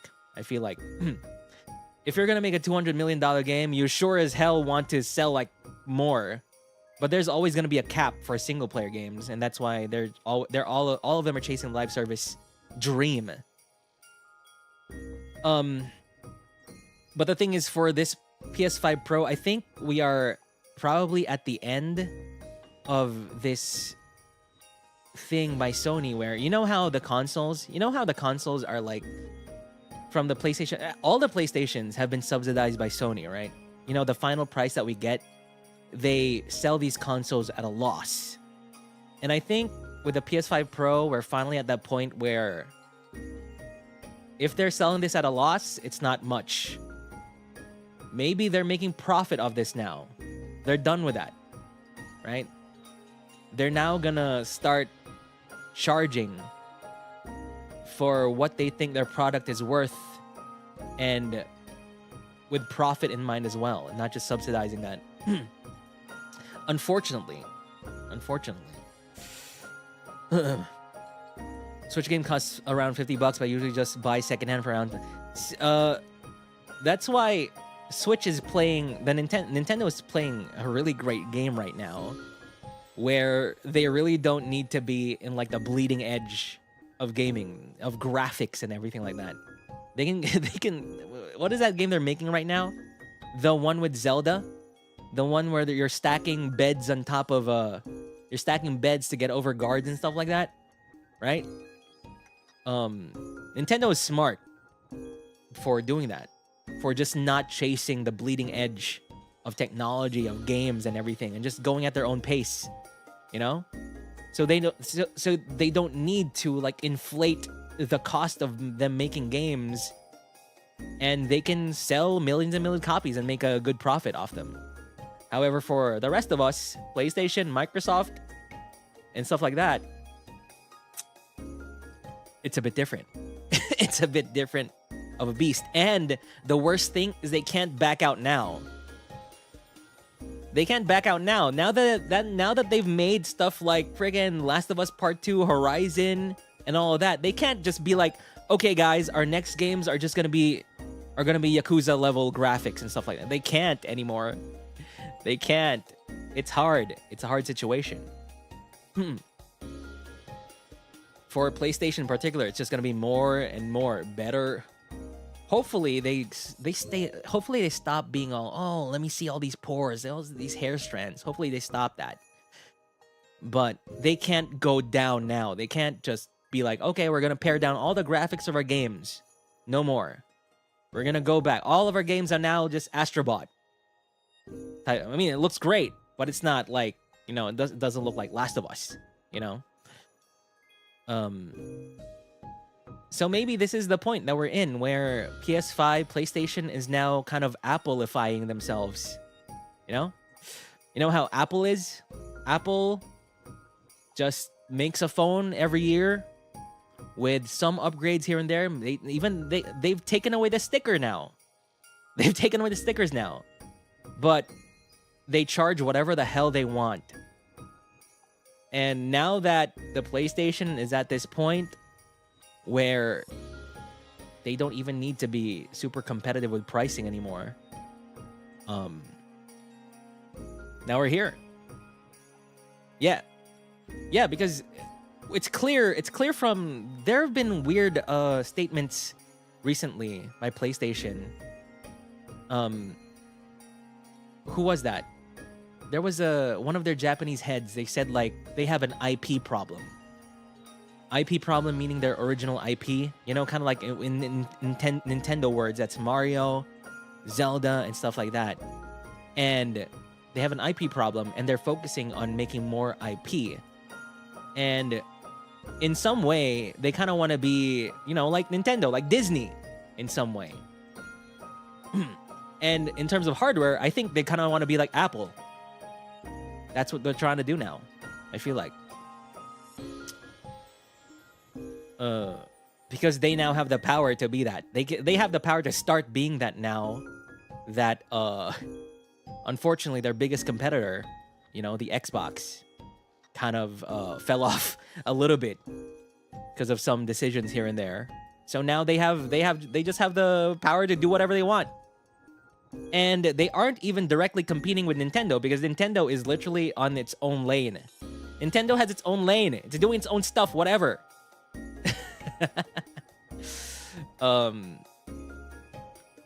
So yeah, unfortunately, we are here. And I don't know. I don't really know. The discussion on Twitter has been about who this is for anyway. And it's quite annoying to see all the posts of, you know me, I don't really like PC gaming, right? I don't really like PC gaming, but it's always the case for all these consoles. They're like, okay, but how much to make an equivalent PS5 from PC parts? Yeah, you can make a better PC with the same price as a PS5 Pro. And I really think that that kind of discussion is just really weirdly off base because the people who want to buy a PC, they will buy a PC. The people who want a PS5 will buy a PS5. I have a PC that's more expensive than this freaking PS5 Pro, and I'd still rather play the games on a PS5. Not even the Pro, just the normal PS5. And stuff like that. But I think that argument is just not super relevant. The PC PS5 stuff going on right now. What I think is more important here is who the heck is this $700 console for? It's for one thing. It's for me. It's for me who's a friggin' PlayStation fan and probably can afford it and just want every PlayStation console that ever is, right? It's for like people, content creators. You know, those people who buy a PS5 Pro to make videos out of it, to make PS5 Pro content out of it, to play the games and stuff like that, and then talk about it. For people like Digital Foundry, and maybe for people who don't have a PS, it's kind of weird. It's a bit disappointing, honestly. It's a bit disappointing if I think about it. Like the price is just way too much, and without the disc drive as well. It's like they're expecting only the enthusiasts of the enthusiasts to buy it, which is kind of weird.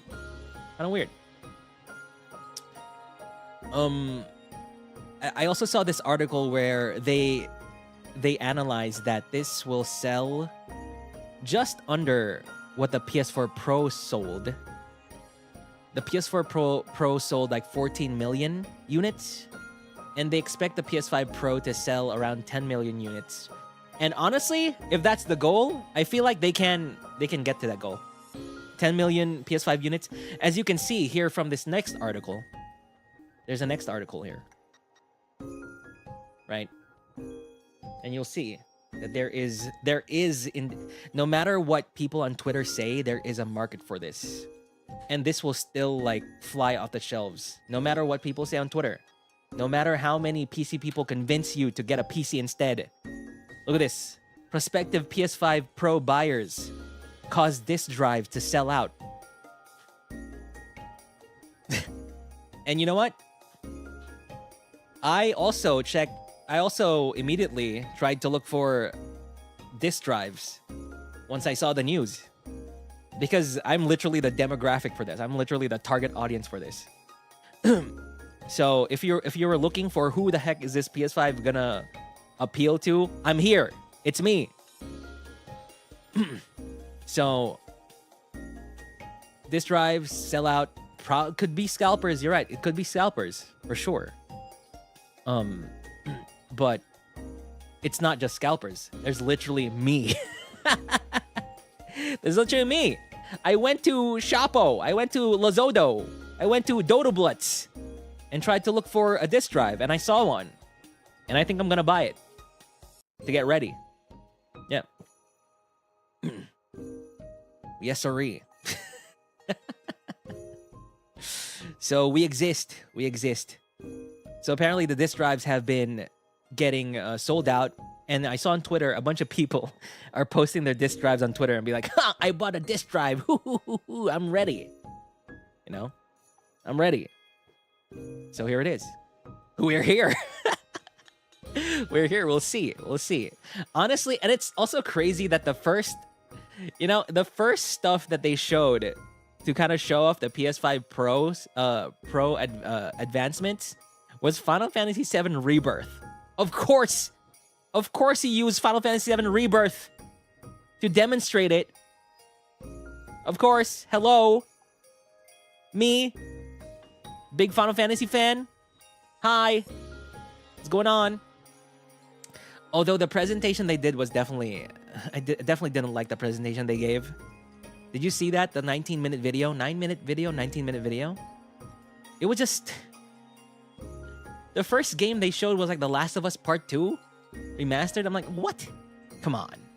Come on. It's just, in general, very disappointing. Like, why did you even had to release it now? Why did you even have to announce it now? Why couldn't you have just announced it like in TGS with Kingdom Hearts 4? You know? Why'd you have to show it now when you have no games to show, no new games to show it with? Unfortunately. Unfortunately. Did you ever stream F14? I did stream a little bit of F14. Yeah, they definitely targeted you. But also, I don't really like this whole sentiment going on Twitter of people judging others and being like, "Oh, what? You're gonna buy this? Why just get a PC? Wow, you suck. Wow." You know, people will buy what they want to buy, and that's it. So if you're not gonna buy the PS5 Pro, then it's fine. It's fine. If you're gonna buy it, then it's fine as well. You just buy whatever you want. You only live once. You only live once. You buy whatever the hell you want. But I'm just talking that I personally was just a bit disappointed with all this announcement, with all this hullabaloo. Why? Just why now? Why did you show it now? You don't have a game to show with it. Could have showed it with Ghost of Tsushima 2. Show the PS5 Pro with Ghost of Tsushima 2. You know? However, there is a little bit of hope here, right? Yes, stay out of other people's pockets, exactly. So if you don't like the PS5 Pro, then don't buy it. That's kind of like your vote, right? That's kind of like you vote. You abstain from the PS5 Pro. You don't vote with my wallet. You don't go ahead and put your hand into my wallet and be like, "Don't buy the PS5 Pro." You think about your wallet, and I think about my wallet, and we can all live happily together. Unless, no, don't. I need to pay some bills this month. Don't. Okay. However, there is a little bit of a weird thing here, which kind of gives me hope, but also not really. Here. This is the last news article for the day. And TGS is coming up. TGS is coming up, and it seems like here over on Push Square that the state of play rumored for this month as Sony looks to set to skip PS Showcase in 2024. So this was basically just said, you know, in Jeff Grubb. Jeff Grubb is like this guy who always has these kind of news before they happen or something like that. And he basically says that the state of play is coming soon. And you know what that means? You know what that means for this stream, right? You know what that means? We're going to be clowning for Kingdom Hearts 4 again. Yes. But they say he is going to there's gonna be a state of play probably late September, right? Yeah, watch along. Let's go. Let's go. So Tokyo Game Show is set to get underway. Tokyo Game Show is 26th of September. And if the rumors are right, then the state of play is scheduled for the end of September, meaning around Tokyo Game Show. And we know Death Stranding 2, a potentially new Resident Evil. And it's a state of play. And he says that it's not a full-blown PS showcase. So the timing is there, right? The timing is there. The PS5 Pro just announced possible state of play end of September and Tokyo Game Show. So what's going on here? Is this the moment that they're gonna show what's up with the PS5 Pro? Oh, by the way, new Final Fantasy VII Rebirth DLC, PS5 Pro enhanced. Look at it. Look at Sid's manly muscles. Look at Vincent's amazing hair physics because of the PS5 Pro. Oh, look at Kingdom Hearts 4. Look at Death Stranding 2, PS5 Pro enhanced. You can see the creases of Norman Reedus's butt cheeks. You know? So we'll see. We'll see. Hopefully. But generally, I'm pretty disappointed. A bit underwhelmed with what they showed. It could have been done better. Price could have been better. But if you release a PS5 Pro Kingdom Hearts 4 bundle, okay then. You know what they should do? Genshin Impact. Genshin Impact PS5 Pro enhanced. It's like you can be the character. You can touch your favorite characters with PS5 Pro. You can smell them. Wow. See, that's better. That's better than whatever they did right now. Like, just, here's PS5 Pro. You can smell your Genshin Impact waifu. You know? That's better. Imagine the sales of that. Imagine.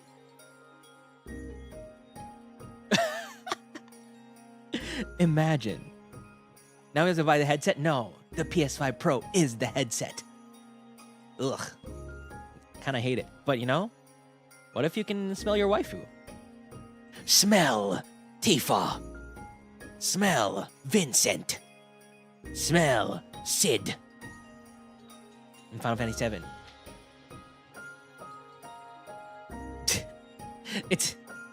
I wonder, a PS5 Pro, the same specs as a PS5, but with smell-o-vision. Yeah, smell-o-vision. Yes? Yay or nay? Yay or nay? Exact same. $200 more, but with smell-o-vision. I say yay to that. Sephiroth's long, beautiful hair, you can smell it. Whoa. You can smell Gongaga. What does Gongaga smell like? What does Midgar smell like? Okay. But that's it for the news. That's it for the news. But thank you for, you know, I've been reading your comments, even if I can't like read them out loud. I read your comments and your thoughts and stuff like that, and it's and I read them. Pretty cool. No one was like, nah. So thank you for that. Thank you. But yeah, if you don't want to buy it, then don't buy it. If you do want to buy it, then buy it. Don't be ashamed. Don't be ashamed. I'll be right behind you in the line. Probably twice. You know, get the base one and then get the Kingdom Hearts 4 one. Probably. That would be so baho. Hey, Tofu Bunny Cat, thanks so much for joining Sock Puppets. Thank you. Not actually a smell taken from these characters, since they're invented scent instead taken from our developer. No! No! Not from the developer team! This scent, Cloud scent, was taken from Jake of art. Jake from the art department. We feel he's the closest smelling to Cloud. No, I want the smell of the actual character. Make them real, then take their scent. Come on. Okay. Wait, that's not the end of the news. We got one HOLOSTARS news, by the way. One HOLOSTARS news is this one. There we go. Here. So, HOLOSTARS JP. My senpais just released a voice drama? Voice drama using the KU100 mic thing. I think this might be an ASMR voice drama, right? The Futari Dari Voice Volume 2 using the KU100 is now on sale. A long voice recording to support you in your daily endeavors. Bed emoji. Enjoy heart emoji, like hand heart emoji. Tofi Bunnycat, thanks so much for the gifted membership. Thank you. Who was involved here? We got Izuru Senpai, we got Aran Senpai, and Asto Senpai. Three of them. Yeah, they're using that mic. The mic with the head, the one with the actual face or something, the actual head. I saw the VP, my poor wallet. Enjoy the voice drama with a K100. I wonder if we're gonna get one of these too. I kind of want to try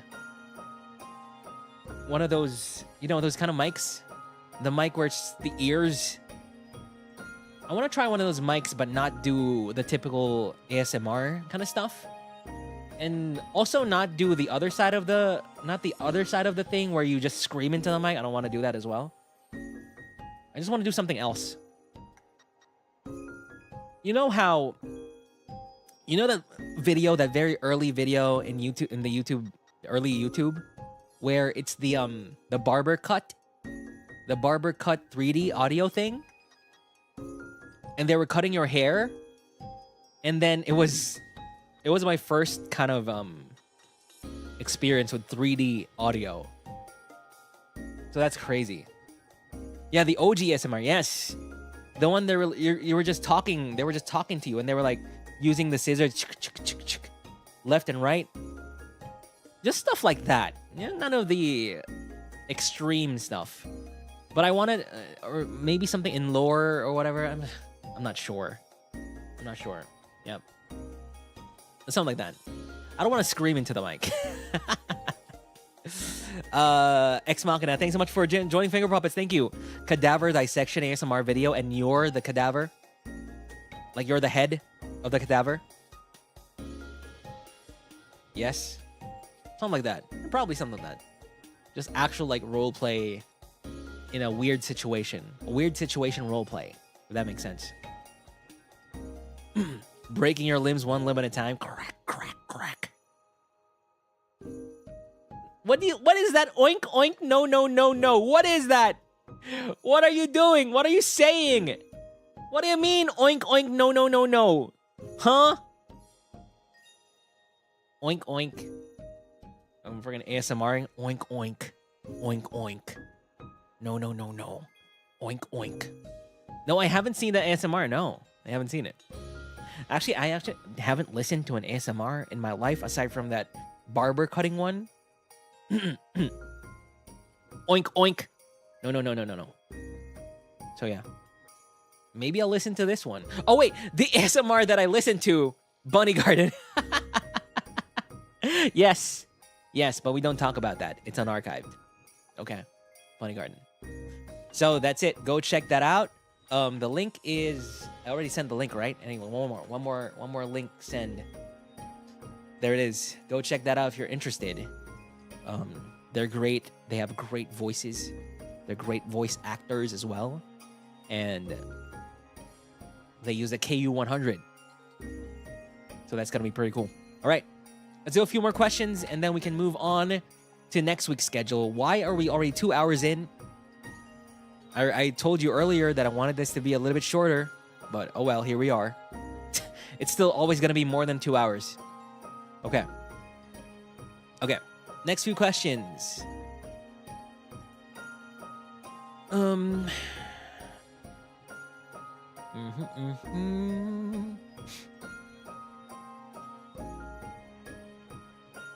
Where is it? Where is it? Oh, here we go. If you weren't a sickly Victorian-era musician puppeteer, submitted by Fjorge33, which genre do you think your alternate universe self would look like? Steampunk, grimdark, gothic, like Warhammer 40k, or office worker aesthetics? What do you mean, office worker aesthetics? The two kind of aesthetics I really like. You know what? I haven't said this before, but when HOLOSTARS Vanguard debuted, and I saw Flayon was a mecha pilot, right? My thoughts really were, damn it! No! No! You know? I wanted that, actually. The mecha pilot. I love mecha. I love mecha anime. Right? Gurren Lagann. You know, stuff like that, right? Like, no! I really wish I could be Flayon. He's super cool. It should have been me! That should have been me! Yeah, exactly. Exactly. If I could, I'd go to Yago and be like, I know I look this way, but can you please give me a robot? Yago, please. Please? I know I'm a puppeteer, but I would really love a robot right now. Yes? No? Yes? I'd really love a really tight mecha suit. You know? With heels. With some cool slender lines on it. Right? Please! Yago! And Yago's like, no. No. Don't let your dreams be dreams. You know, the kind of suits that you get from the Evangelion cast? You know, those kinds of bodysuits? Oh! Woo! I love that so much. And heels? Ah! You know, kind of like the main character of Shin Megami Tensei 5? Oh! Give me that, please. But unfortunately, Yago was like, no, you are a puppeteer. You do what you're good at, being a puppeteer. And I'm like, okay, sure. Sure, Yago. Yes. And, you know, the other aesthetic I would have liked is, there are two aesthetics that I really like. First one is the mecha Evangelion kind of thing. Second one is Castlevania. Castlevania, bro. Castlevania. Ugh. It's so good. Everything about Castlevania. All of that. Big dark castle. Full moon. Stained glass.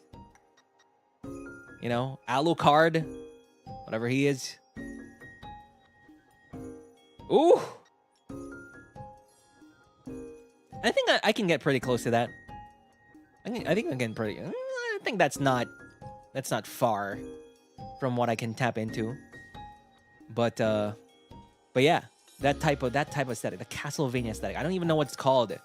What is it called? Victorian Goth? Right? Oh, the whole thing. Vampire hunter. Ah! I want it.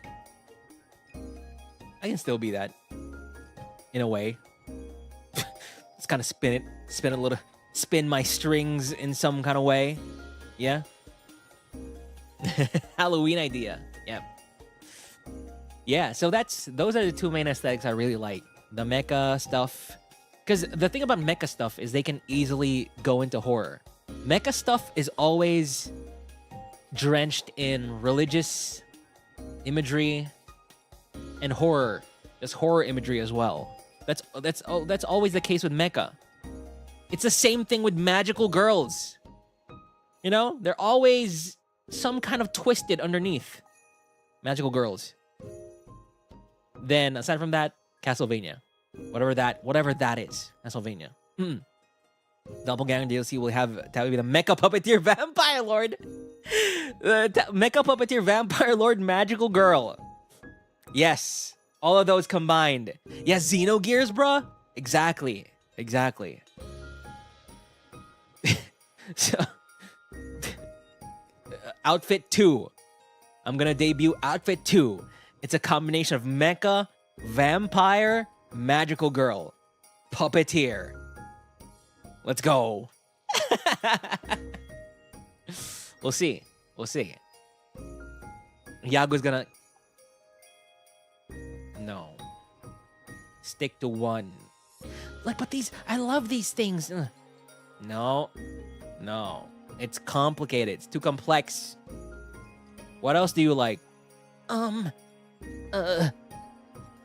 Balls?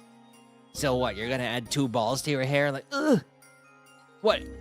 So, what? Yago's like, what? So you want to be a mecha pilot, vampire, magical girl, puppeteer, basketball player? I was like, yes. No. Stick to what you're good at. Okay.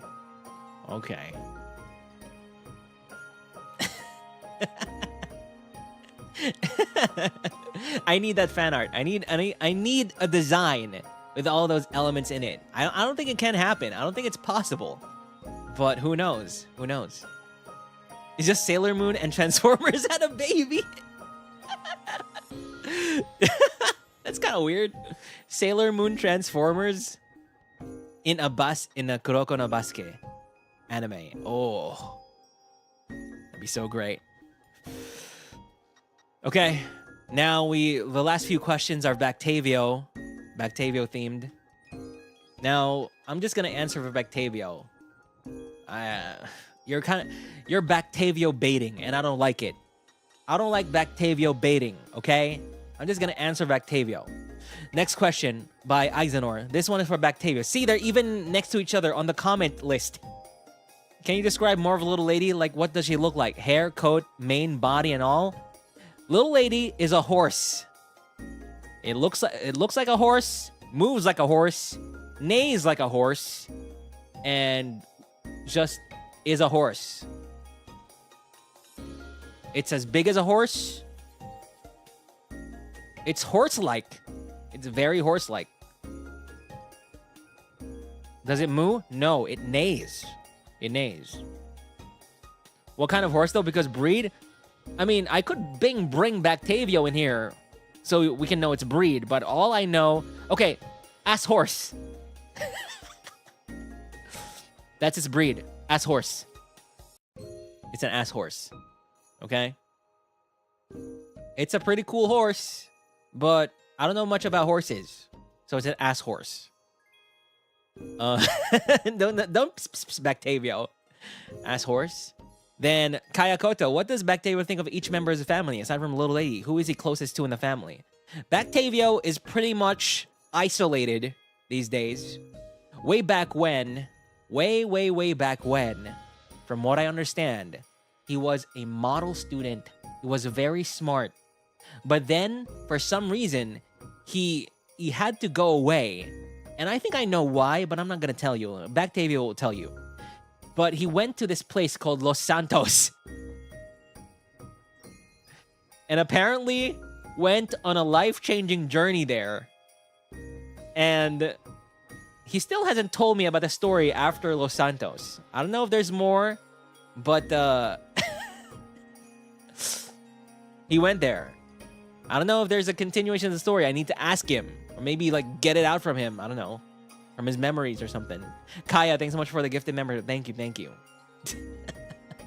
What happened after Los Santos? Well, wouldn't you like to know? Huh? Well, we'll have to see. I'm just gonna bring Backtavio back in the future.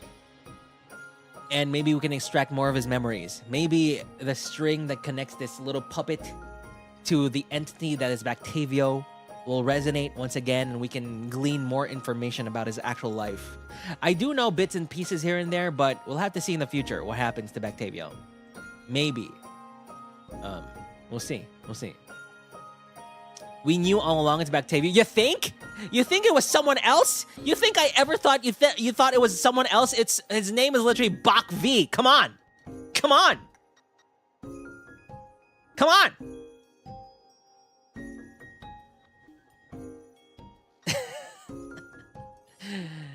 I'm sorry. I didn't mean it that way. If you want me to mean it that way, then redeem, repent or something, or like jar. Okay? On Twitch. What do you mean it was Gary V's cousin? Okay. All right. Then we got one more Backtavio question. And that is... Damn, for some reason... You know what? When I choose questions, I try my best to choose questions from people that haven't been featured before. But sometimes there's just... Sometimes specific people just ask really funny questions. And here it is. Again, from Alex. Not a fan of Octavio, but this question is for him. So back in Buckshot Roulette stream, it was mentioned that Gitna's wife, Kaya, cheated on him with Likod. Which is one of your descendants. The question is, why did Kaya cheat? I've been wondering about this for a long time now. And I hope you can spill the tea, Backtavio. You know who could answer that? Kaya. Kaya's in here in chat. Why don't you answer, Kaya? Why did you cheat on who? Why did you cheat on Gitna with Likod? Huh? How about you answer that? Come on. Why did you cheat? You cheater? For the drama? So, Kaya. So, one thing to describe Kaya is she's a bit... Kaya's character arc is pretty much rooted in the fact that she doesn't have a character arc. She starts her story in Backtavio's life being one thing. And then one thing is Kaya is a bit immature, right? Kaya's a bit immature and she really likes attention. She really likes attention, and it's so... Okay. Not immature in a bad way. But I guess it's kind of bad if you say immature, but not immature as in like, oh, you're immature as in they kind of stayed a kid in some sense. They kind of stayed a kid. They always want attention from people that are kind of superior to them, to authoritative figures, right? But the thing is, Gitna eventually, you know, after years of marriage, it isn't too far-fetched to have a situation where you're just going through your routine, you're just going through your life, nothing new is happening, and it kind of becomes very, I guess, let's say stagnant, you know? It's a tale as old as time, right? But because Kaya was kind of immature and kind of wanted this intense attention, because Kaya is very beautiful, very pretty, right? It's easy for Kaya to get attention from a lot of people. So whenever she gets attention from these, like, you know, Gitna's business prospects and, you know, in their business or whatever, they always look at Kaya and like, damn, wow, you're pretty. It's a shame you're married, you know? And then the more people did this to Kaya just had this feeling that maybe she's not getting the attention from her husband, Gitna, not getting what she needs from Gitna. So Kaya would just go to these gatherings, these business gatherings, some award ceremonies and everything, and would just put herself out there, just be very beautiful, be like, who is Gitna? Gitna is Kaya's wife, you know, that kind of introduction, because Kaya is just insane, right? So Kaya would go to these gatherings, she'd have a lot of eyes on her all the time, and she'd get the attention she wanted. Just the attention she wanted from all these people. However, there came a time, unfortunately, where there was this very charismatic guy from the mayor's office who became very interested in Kaya. And basically had a moment with Kaya. And well, Kaya was out here trying to, because there was a water tank in their in their vicinity that needed to be repaired. At least that's what the government said, that they need to repair the water tank. However, Kaya knows that this water tank doesn't need to get repaired, when in fact the government only has this plan to remove the water tank so they can make a mall in this place. However, the place where the water tank is a really nice park. So what happened is Kaya went to this kind of representative and mayor's office and kind of pleaded with them to not remove the water tank and in turn not remove the park, because the park is really beautiful. However, this guy was very charismatic and basically made moves on Kaya and basically showed Kaya that, oh, I can still get the attention I deserve from another person instead of kidnap. So what happened was Kaya entered this relationship and with this mayor's kind of representative, and in a way, just hit the bird with two stones. What was that saying? Hit the two stones with one bird. Where she was able to save the park with a water tank because it's a pretty park, and was able to get another boy. There we go. And that person was Likud. The person who was from the mayor's office is Likud. And so Kaya filed a divorce with Gitna. Unfortunately, they had a child. Gitna and Kaya have a child. Right? Am I correct? Am I correct? Yeah? Yeah. So this child is now a child of a broken home. And that child has her own story that we're not going to talk about today. Twins? Perfect. Twins? Amazing. Both of them are from broken homes now. And there's more to the Kaya story, but that's it. That's what you asked. It's why did Kaya cheat? You know? So there it is. There you have it. Side and gilid. I hope that answered your question. Peak cinema, Likud is more handsome. Yes. All right. Cool. And you saved the park with a water tank. That's great. I'm happy for you. All right. So now that that's done with, we can now move on to next week's schedule. Thank you so much, everybody, for submitting your questions. That was really fun. But yeah, keep submitting your questions into OcTalks, and you can ask questions like that. It's fine. You can ask stuff about the PS5 Pro. It's fine. You can ask questions about HOLOSTARS or anything. It's fine. We'll see. We'll see what we can talk about in a cool way. All right. Rapid talks, Octoposse. Dark or bright? Again. I'm kidding. Okay. Now we can go to next week's schedule. Now, next week's schedule, pretty much dark, bright. Okay.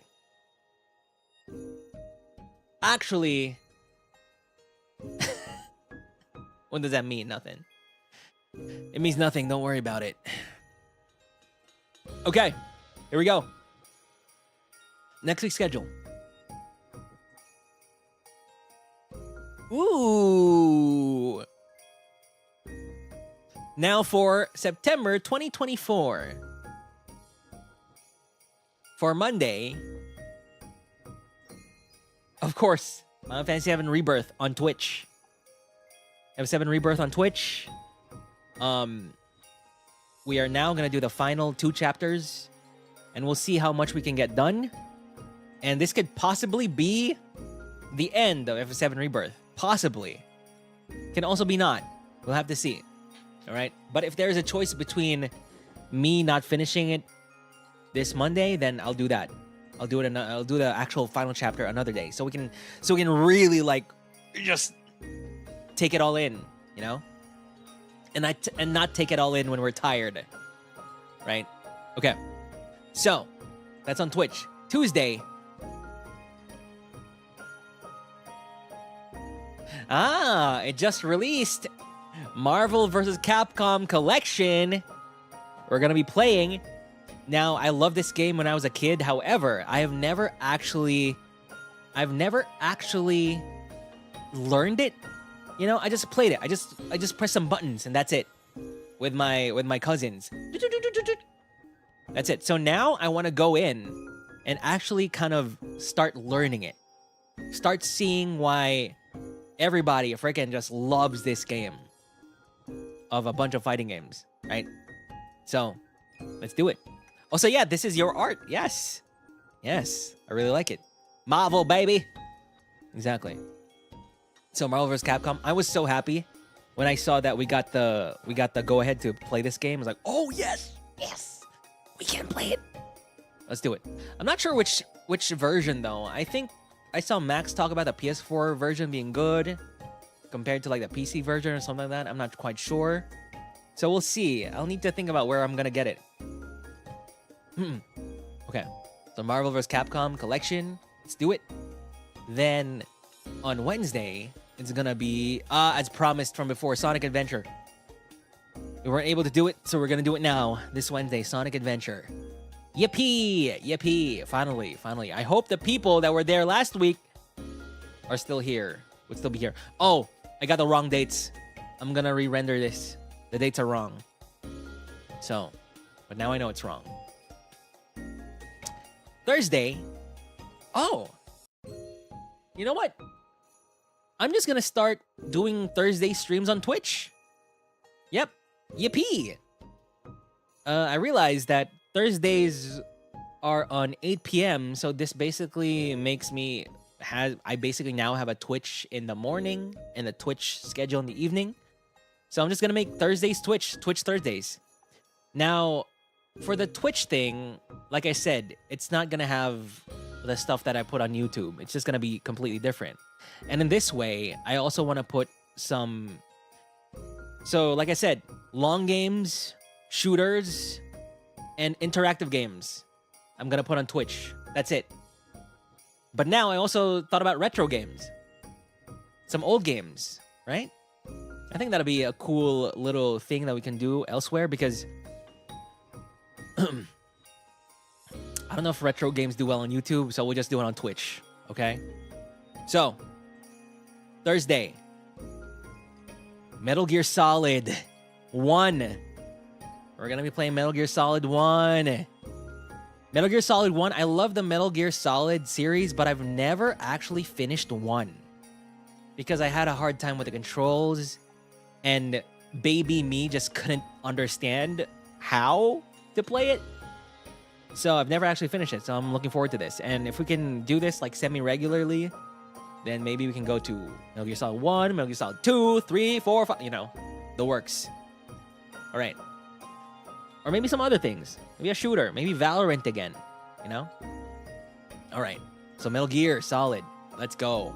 I also saw it's like just 12, 14 hours, so we can finish it in a few streams. All right. So Friday is gonna be, Friday.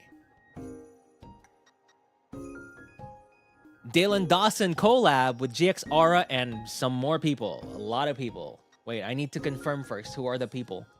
Yeah, I don't have a final list yet, but I think Aura's inviting more people.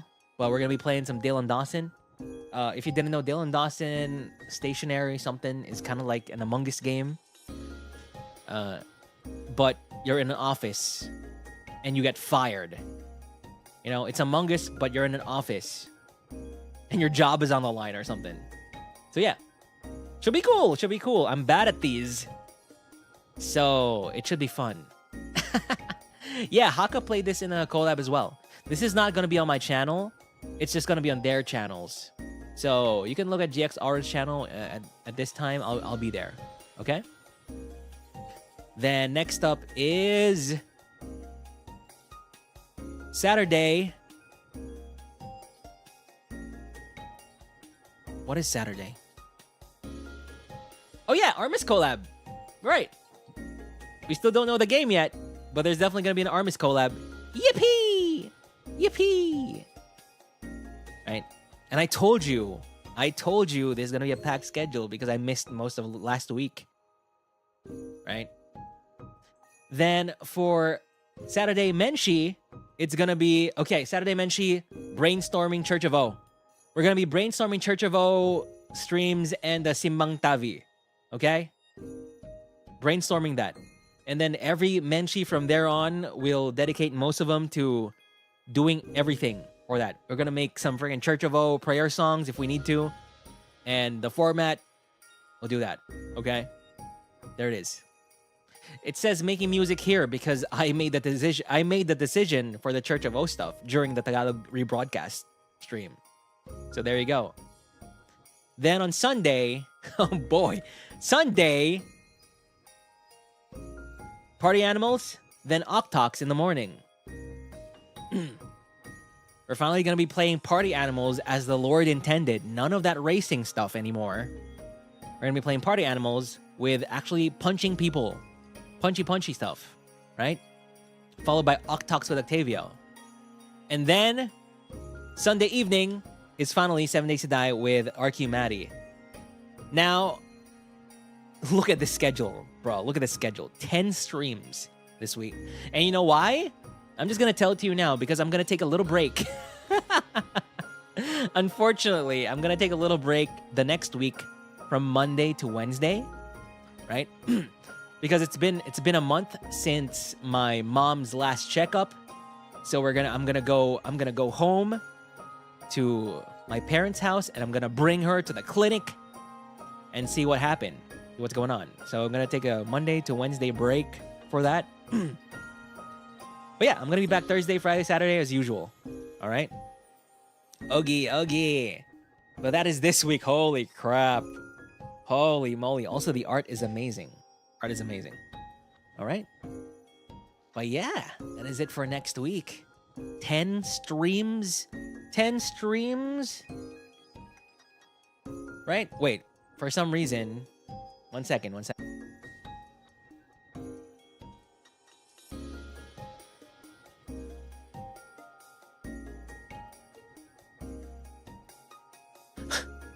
Onion woke up.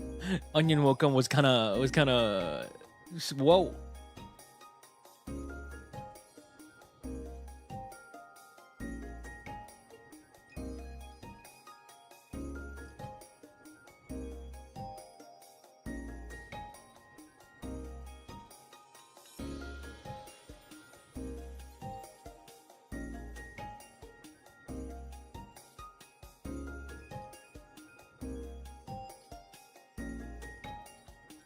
Okay. Onion was having a nightmare, and then he woke up, and so he was growling, and then that's why I have a piece of bread right now. I have a piece of bread because I want to be like, it's okay, we have bread. And I gave him a little piece of bread, and now it's okay. And now I have bread as well. Without anything on it. Just a plain piece of bread. Yum, yum, yum, yum, yum, yum. So, yeah. Emotional support bread. Exactly. It's okay. Whatever you dreamed of is not real. Here, have bread. All right. Okay, but that's it for me. That's it for me. Let's see. Who can we raid today? Thank you, everybody, for an amazing OcTalks once again. Next week's OcTalks will still be a solo OcTalks, just because the schedule is crazy. But hopefully I can get a new guest for the next one. But people have been busy, so damn, I'm still eating. I need to stop eating. I'm going just go do the next thing. Let's go and raid somebody. Let's see. Uyu Senpai! I have never raided into Uyu Senpai aside from the HOLOSTARS karaoke we did before, so this is great. Let's go raid into Uyu Senpai, okay? Yippee! Yippee! All right. But everybody, thanks so much for watching. I'm glad to be back finally. And we're going to tackle this next week with enthusiasm and lots of energy. Until we don't have energy no more. All right. But anyway, that's it from me. Thanks so much for watching. And let's see each other again and again. Until infinity. Good. Bye. Just kidding, let me control you.